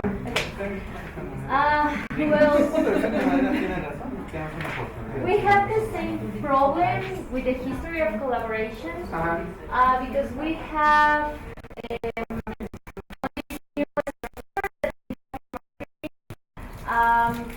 some teams that were part of another organization joined to this new marketing organization, but looks like that we are fighting.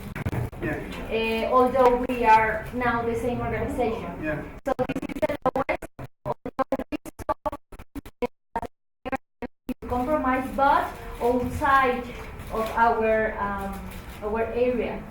So we have a lot of people engaged on the IT side, on customer service, on finance, but not internally. Yeah. So we need to figure out internally how to have this that came out for organization to be part of ours and to have the same commitment that we have. Yeah, you're probably going to have to work on a shared vision. That's where I suggest you work. You begin there. But it's quite complex because our area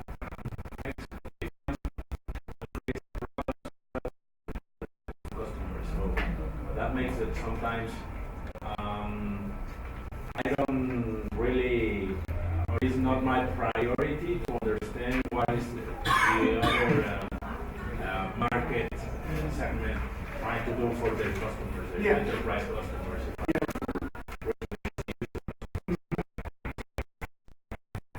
Vision to be in a very high level, but when you start getting down in the stair, it's not that easy to share the vision, and sometimes it's opposite. Sometimes they want my client and vice versa, you know, so it's complex. I think that comes from leadership. Very good. So that's a real challenge. Yes. Okay, brilliant. We were low in share vision. I believe we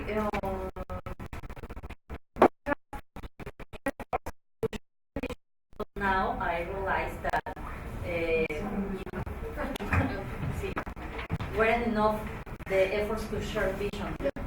I believe we stay just in the first level of communication, just say the people what are our goals, what are our challenges, but we didn't assure that people were committed with the general vision of the vice president. So yeah, that's a good point, very good point. But we also have the leadership, of course, as I said to Anna, I realize that all that we are in that team have very good skills. But I think we have a talent de Achilles, and is work with others in the same group and in the organization. And this is the main high is low because of that. Okay, excellent comment. Okay. Well, our worst qualification was skill leadership. We had one, but we have and the better qualification was member collaboration and has it there. So I mean, it's like I don't like the way they leader some teams, but I believe in the company. So it's what I believe in that our leaders, some leaders don't have the skills, but we still having trust in our team. And we collaborate with the team. Maybe if they are not skilled,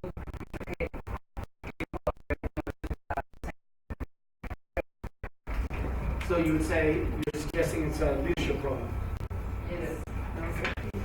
Okay. Yeah.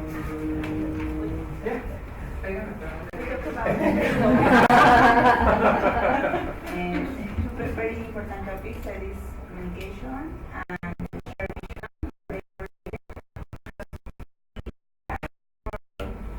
project. So we think that the project should be right. That is something that is happening, but negotiation is needed because every area considers that the projects are the most important, and sometimes the communication is it's difficult to get an agreement between the areas. Yeah. Okay, very good. Do you have any conclusions, general conclusions about the exercise that you've just done? Or do you have any insights? Insights like something you haven't seen before? We have different thoughts. And obviously we thought different. Yeah. Different. And it's different because we have different positions. Maybe I'm working with the AVP and maybe they are working with the director or I don't know. And maybe they are thinking of different. No. The reality maybe maybe that's my reality. Yeah. Yeah, exactly. Good point.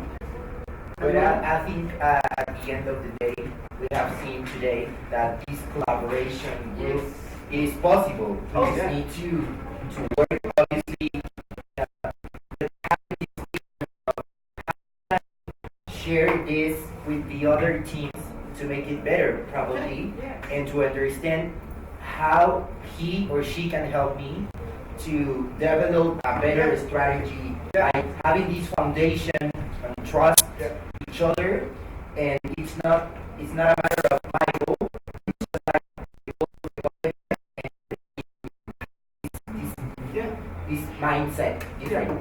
I mean, really, at the end of the day, if people don't understand the impact of their behavior on the results of the organization, they won't change. So, lack of collaboration, it needs to be called out. Not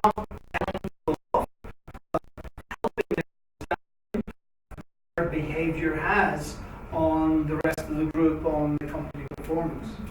And if they don't understand that there is an impact, they won't change. I think that's what most important. Okay? Yeah, and I think it's a kind of funny thing, but also a concern one, that organizations here, that the organization that I'm part of has a huge collaboration link with another teams that are outside of me. Yeah. But I cannot build an internal relation with the people that is part of my house. It's a kind of funny because I'm not able to talk directly with him, but I have a strong relationship with her that is not part of marketing, for example. So it's kind of the opposite, because it's supposed to be that.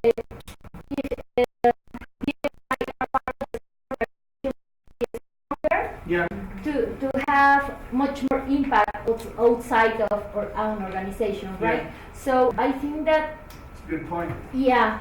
So I think that everyone needs to have and to build this relationship inside of our bubbles, right? And I think that internally, it's going to help us to have this external relationship more easier, and maybe more happier, without so frustration and angry and other negative stuff. Well, at the end of the day, it's being more effective. Very good point. Anyone else like to add anything before we move on to our last activity? No? Good. Okay, what I'm going to do is divide you into two groups. We'll have one group working here. If we need to join more tables together, we can. And we'll have one group working over here. Okay? So I'll give you a number.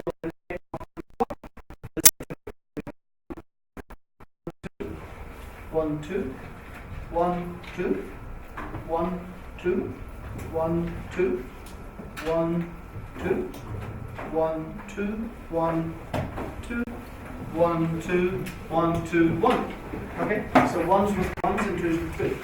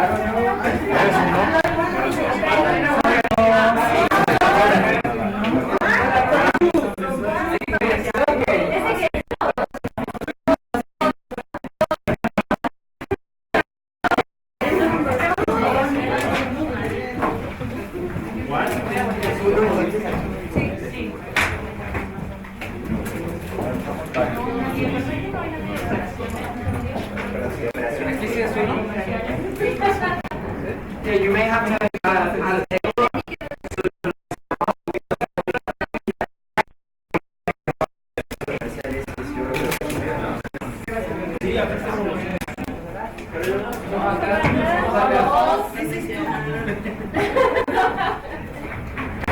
Dije, acá estamos los unos. Mira, ¿dónde está otra mesa?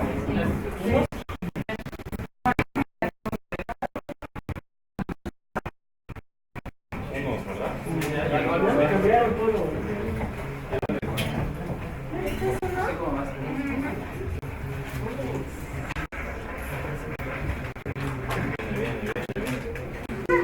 Okay, great. So this is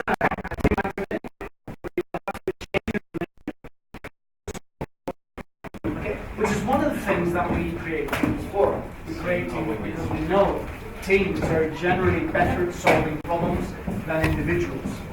Okay, so we're going to have a look at this final exercise. What type of skills are in there? Okay, and then we can go in depth tomorrow.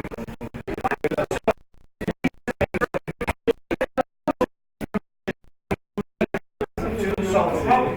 Okay, now, although the time will say 30 minutes, we're going to reduce that to 25. It's doable in 25, but you're going to have to work very effectively. Okay, so you're going to have to organize yourselves well. I will warn you. How many people have got this? 3, 4, 5, 6, 7, 8. That doesn't really work. There are a couple of tools over there. There's a couple of twos over here. Over here. Well, all I can say is mathematically it is impossible.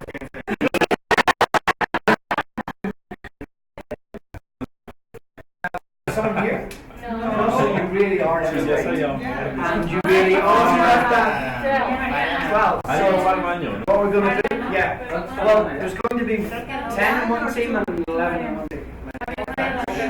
Yeah, thank you. I need one more volunteer.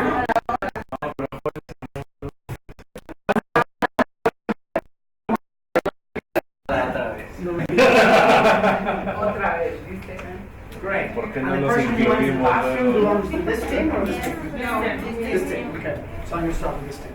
So you will be given at least you'll be given 3 pieces of paper, and on the pieces of paper are information that you need. What day was the obelisk built? Okay, and you know that it took more than a week. You organize yourselves the best way you think. I mean, you organize yourselves how you think best to solve this problem. You do it effectively.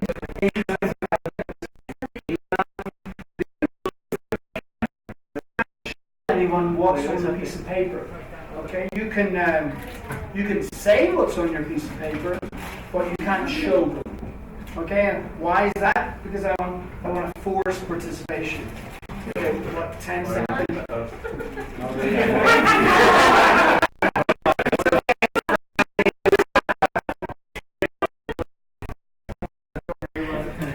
Okay. Did you get that last sentence? The second last sentence? No. Okay. So yeah. So you have information on your piece of paper. The only rule is that you can't show this piece of paper to the other members of the team.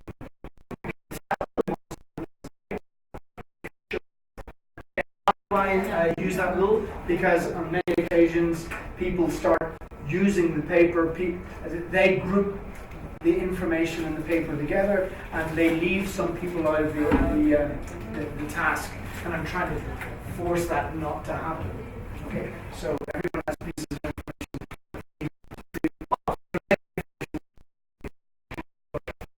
I'm going to give you 3 pieces of paper. You are not in competition, so though you are working together, you're not going to compete with each other. But you will not be interacting as a team. Okay?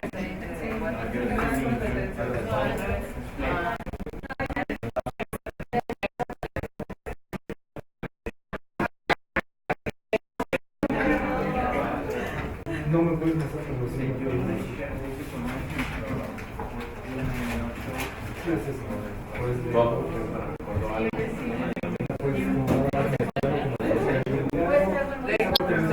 Sin decir nada, ordenarnos por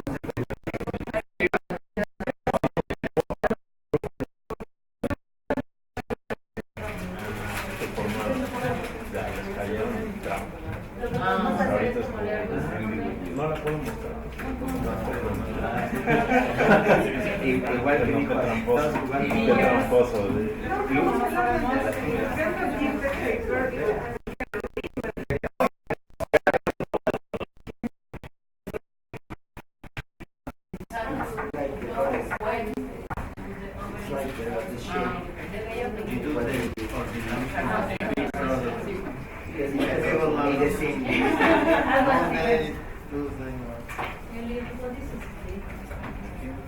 What is dividido?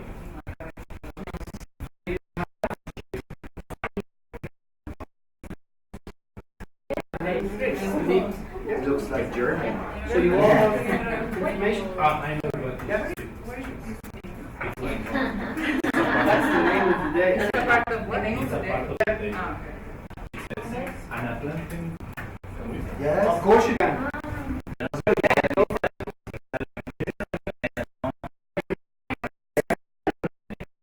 In low. Yes, if you want Just to. don't show the. That's exactly what it says. okay. You may share this information orally, but you may not show your cards to other participants. It's divided.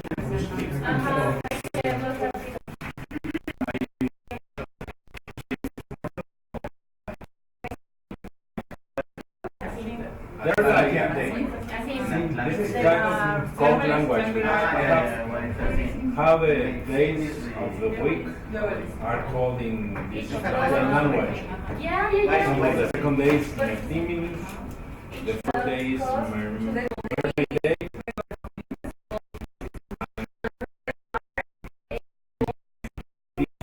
How many days? I don't know, I have day 4, day 2, day 4, and day 5. I have day 2. I have a day one. Day 1 is In Atlanta, we is called Aqua Day. Aqua Day.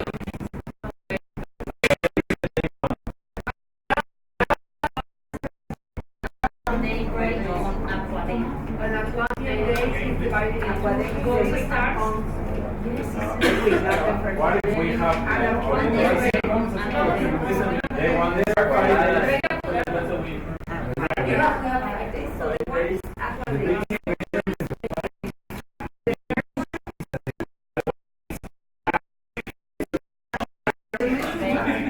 Basic measurement. The four Baby, check it. which is the fourth day? Four. Mermaid. Mermaid.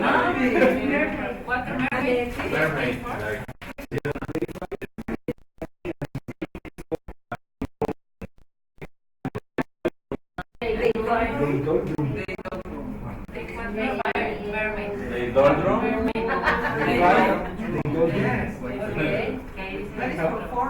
This is the last one? 4 is I Mermaid. have a letter in 5 is they don't.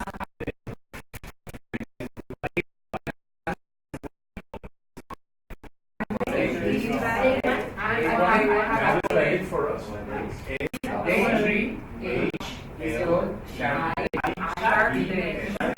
H-lips and pumps. Pumps. P-O. Each block is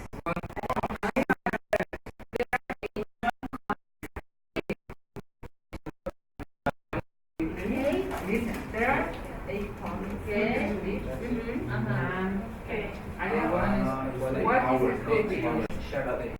What is the big? But it's okay to make all these equations. The working days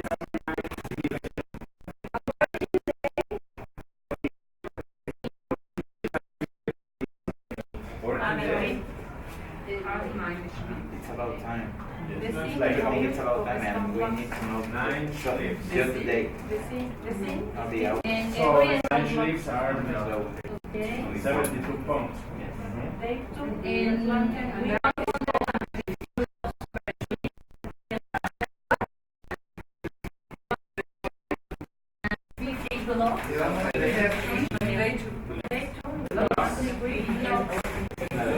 Yeah, we have 5 days. And I have each block goes to gold. Okay.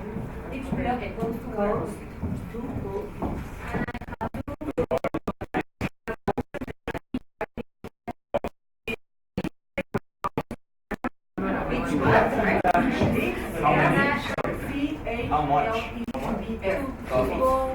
fútbol, And fútbol,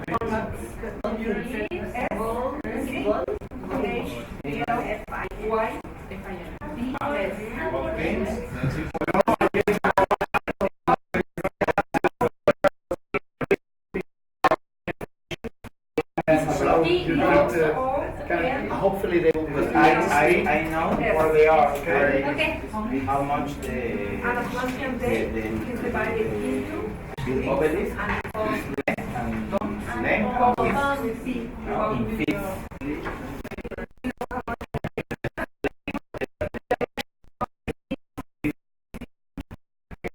The length 50 feet. the length And the width of the is scene 10 feet. is 50. All the scene is built of stone blocks. 50. But can you repeat why zero? So the other list is what? 50 feet. Length.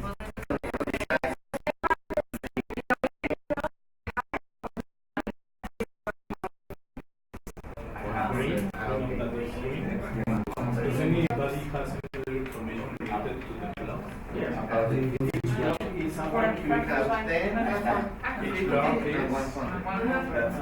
Cubic foot.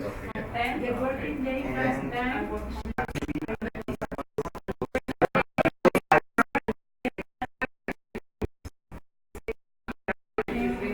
day, what is a cube? See, you eat like 5 hours. And that's A cube is a cube, all sides of which measure 1 megabit.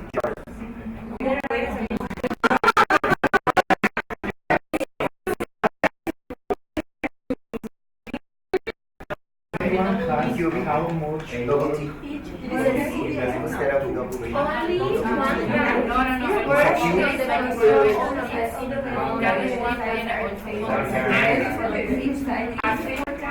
All sides of which.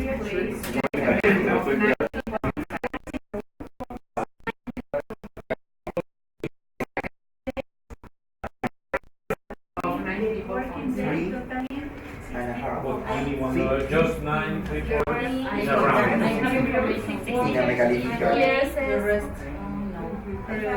Only one can be working. Okay, only one can is working. Just 9 people.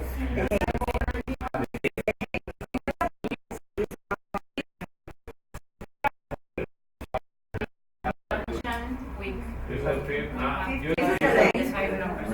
You said width. Yes. 100. To know the cubic. 500 feet. And the other one is a cubic is a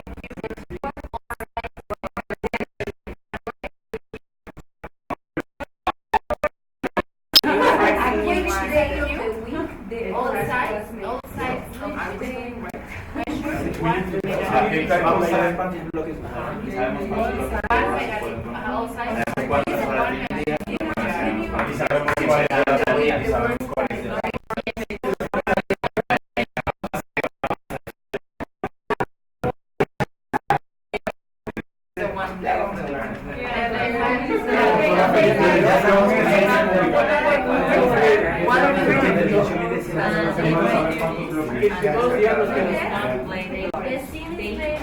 No, green. Color no. Necesitamos saber cuántas unidades.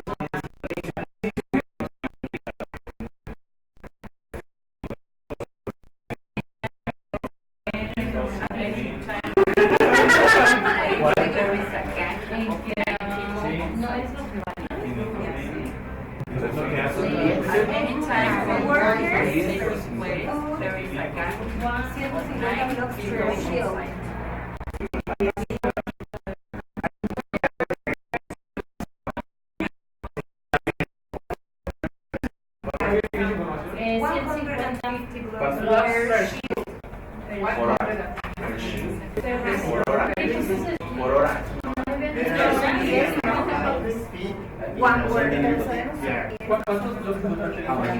Sí, ahí dice que un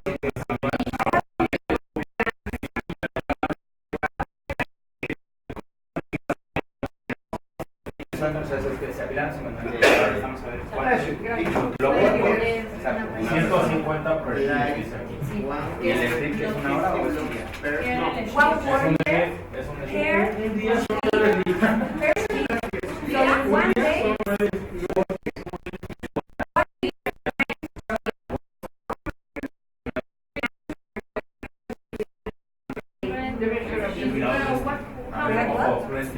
Un día son 9 slits. Entonces un día son 32. Working day y eso sí lo dijeron, ¿no? Working day. Remember, the day has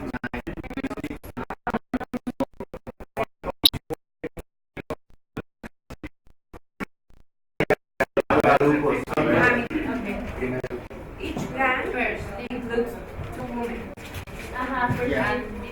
Y el dice, one member of each group has to lead duties and does not lay blocks. ¿Cuántos? ¿Uno? Lay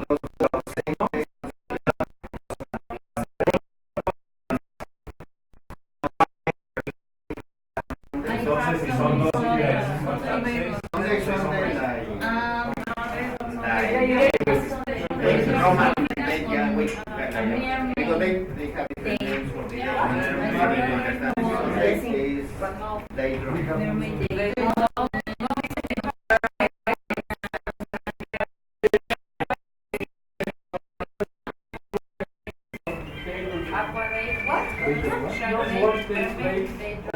Es como el domingo, no se trabaja. No tenemos 4 de la semana. Quítale a los 7.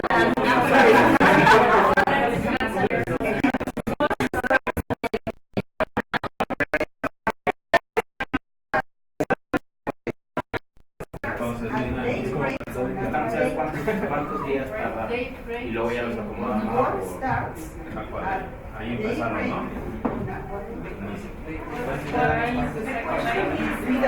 6 personas.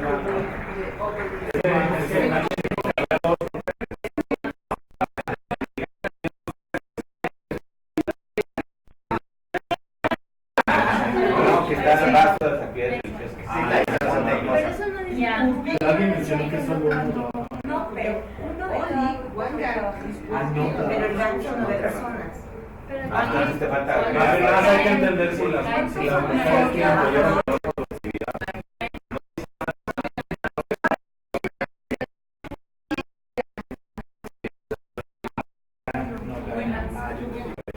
O sea, cada vez solo hay un grupo. Nada más un grupo la construye. Esa más una de personas. De ahí sabemos que uno tiene que ver. No,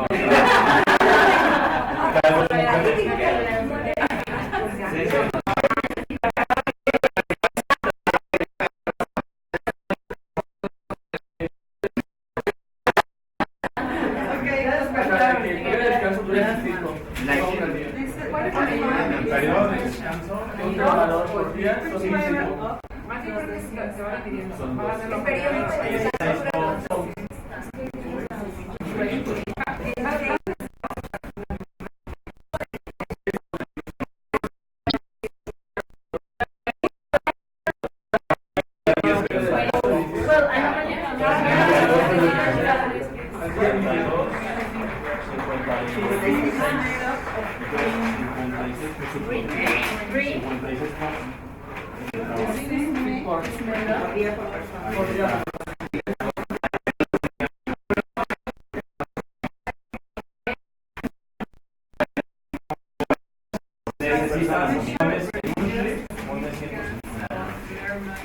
Pero un slip.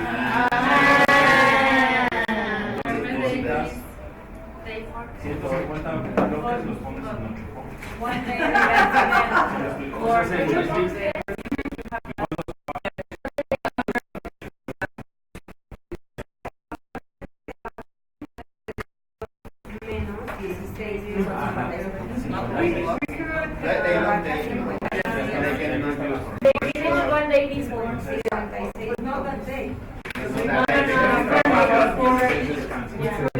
¿Tienes 9 haciendo esto? No. Perdón.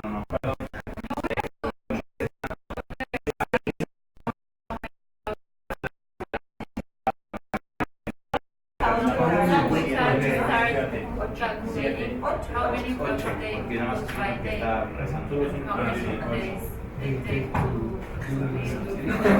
Tienes 8 personas que trabajan 36 horas al día.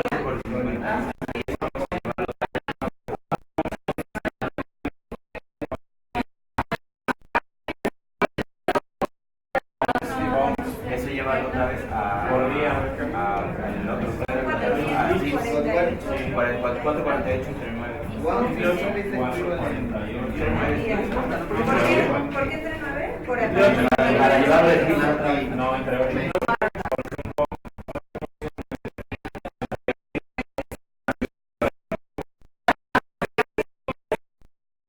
56. no. Entonces, puede trabajar todo tu gang en un día. Entonces, si van de 150 bloques, 150%. Pero por igual. A ver.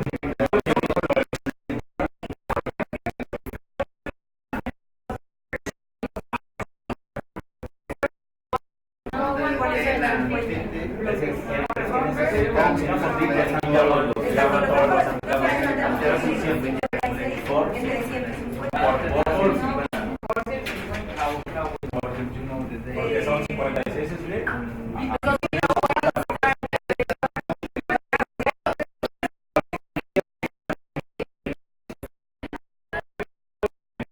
How many blocks per day? How many people were involved in the first day? El Mermaid son más productivos. Ajá, so we can No, dijeron que de 5 a trabajan. per day.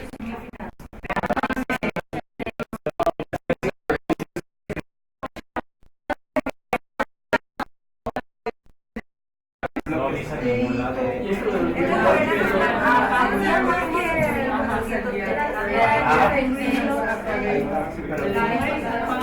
Pero nunca dice nada. Entonces son 5 municipales.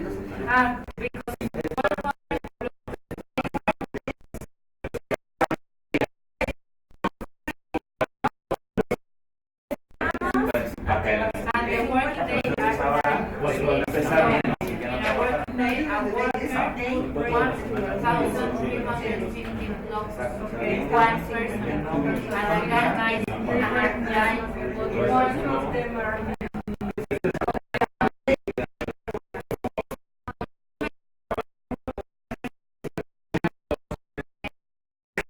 so there are 8 people were happy. So in a working day we have 8. Ahí terminaron. Así que cada semana trabajan 4 días. 10,800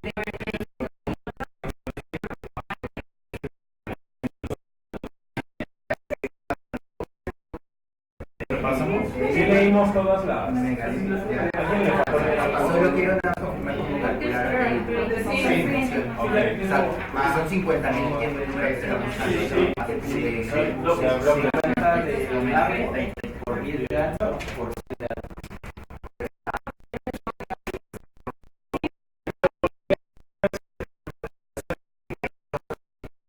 había medidas de lo de los cubits, que era un cubo, yo tenía otra medida del megalithic yard. Un cubit dijiste que era un megalithic. Ajá, y un megalithic yard son 3 pies y medio.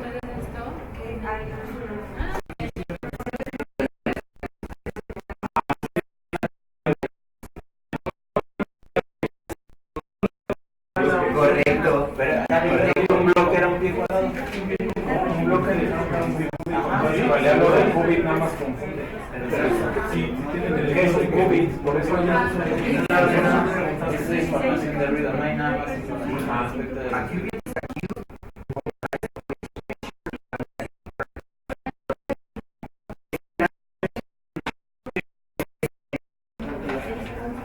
es que o sea, lo único que te dicen es que puedes medir es con pies o en megalita.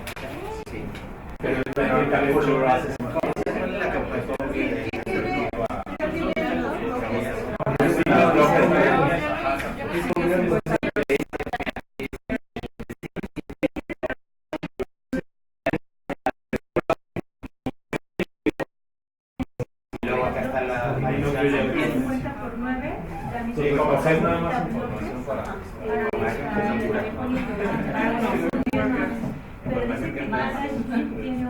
Yo tengo otros datos. Exacto.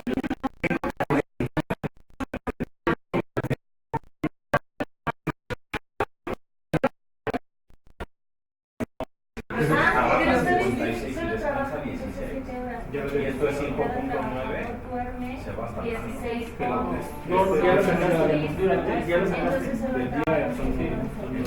Acá ya lo sacaste 5. Descansa mucho de trabajo.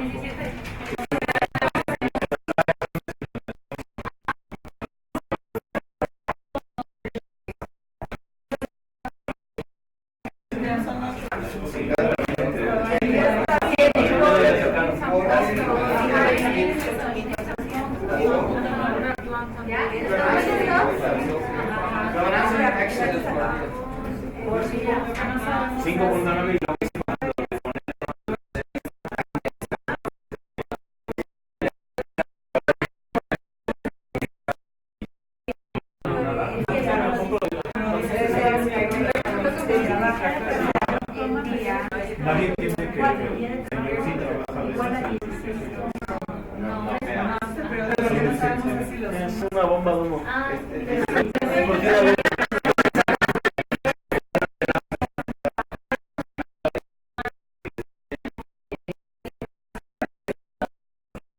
Pero ¿quién dijo que te quién? Ajá, eso. Pero ¿por qué no,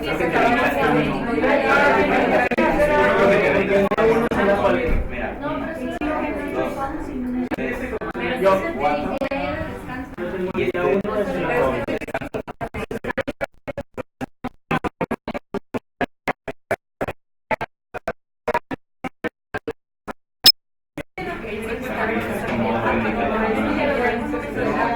Ya lo multiplicas con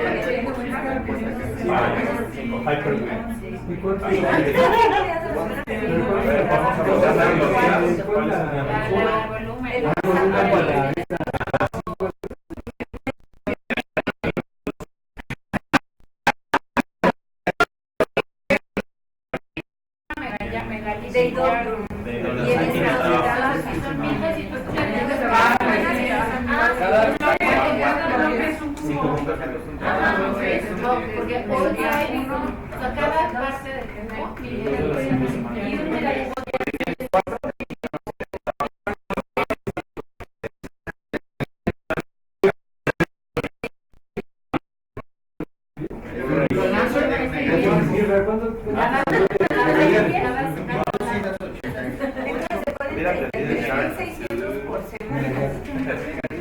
So what is your answer?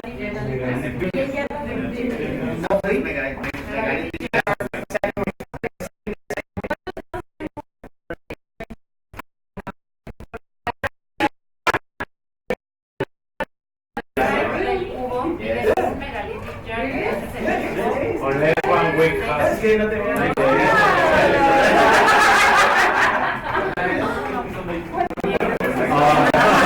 hay una aplicación.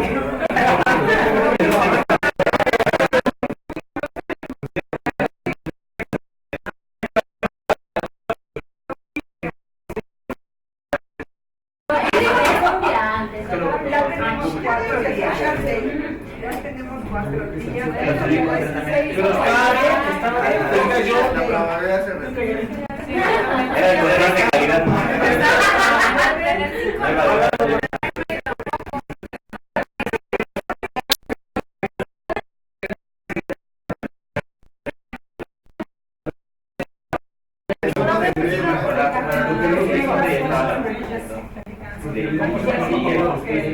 Y lo que tenías que ver En el 5 no, pero Okay, do you have an answer?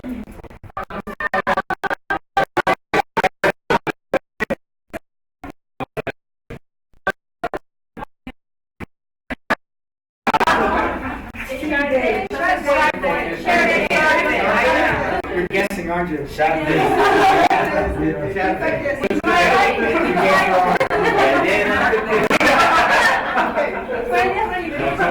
Don't worry about it.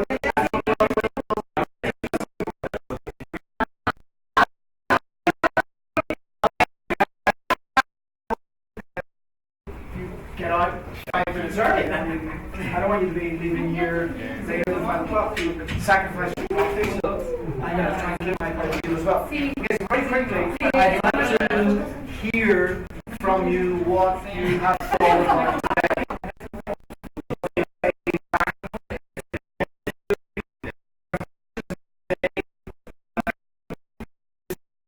Like signing off for today. So you can think of a way to describe what we've done today, which is much better, and share it. Okay? So it's a way of wrapping up the day.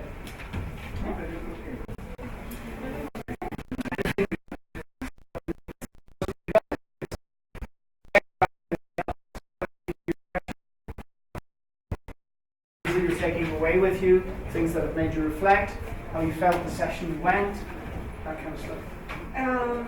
I knew that the collaboration is something bigger in order to advance it, not only in my company, but also in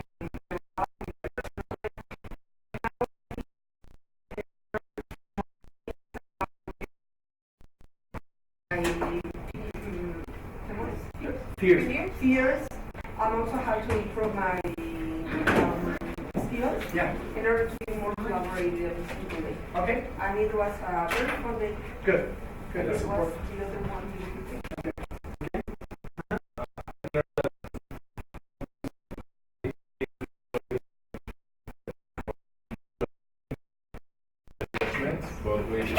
But we shouldn't judge people because that involves fears or the comfort zone or another psychological things or cultural stuff. Yeah. And the other thing that is important is that we shouldn't be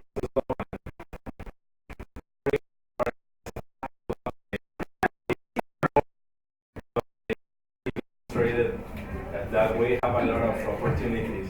Yeah. Yeah. Yeah.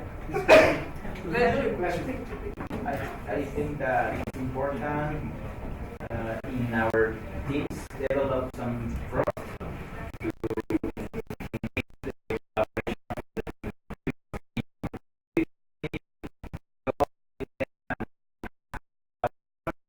collaboration doesn't show up. So we need to develop maybe some games like this. Yeah. To they understand the importance of collaboration. Yeah. And then the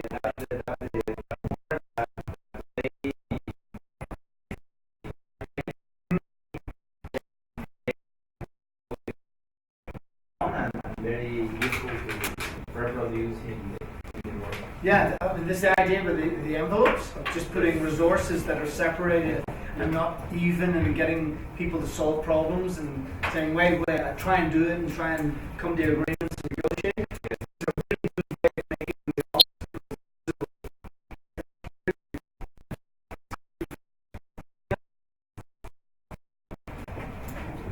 We have a lot of work to do. Yeah. With our team. Sincerely, it's just like changing this mindset from, okay, this is my team and this is my work, to have this vision of how we are going to help all the teams.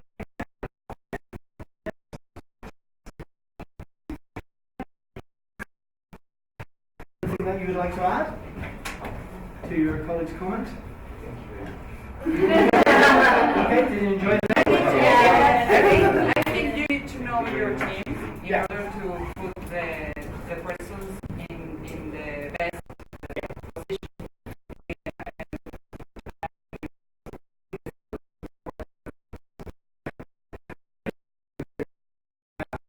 We might work on tomorrow.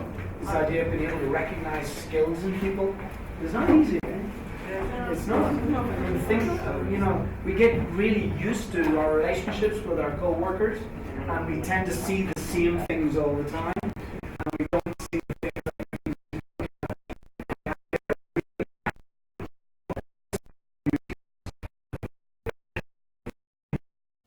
Thank you very much indeed for your attention. Thank you. That was really good. I mean, a Friday and you're still awake, which is good.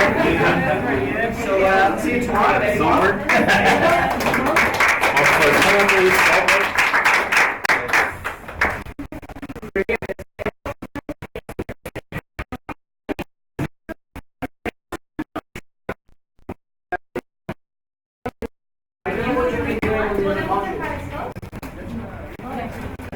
going to be used? This room is going to be used. Okay, okay. Well, we have this. Yeah, please. We'll go to tomorrow.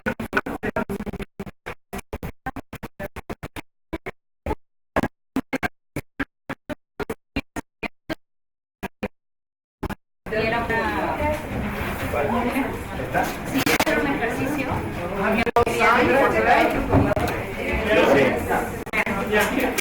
Y tenía información lo de los tweets.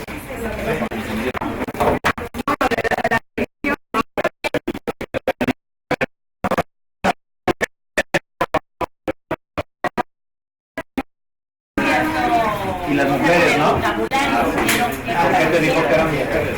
Sí, porque dijo, no, y luego lo piensas, ay, seguro ponen menos bloques, ¿no? Sí, alguien preguntó, que las mujeres producen menos.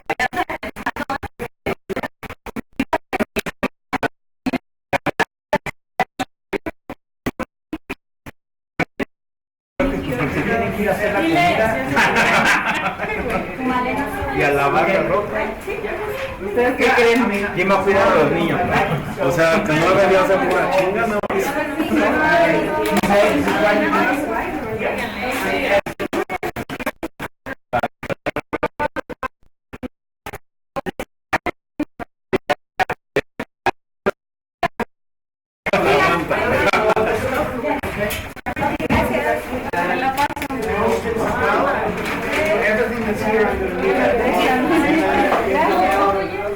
Siempre alguien olvida algo. Sí, por eso me empieza a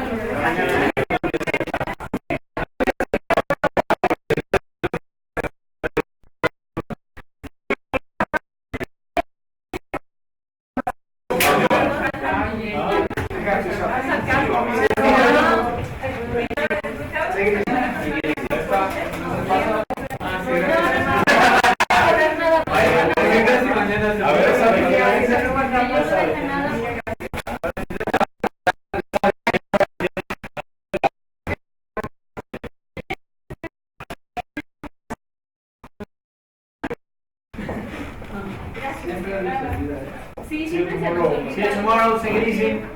See you tomorrow. See you tomorrow.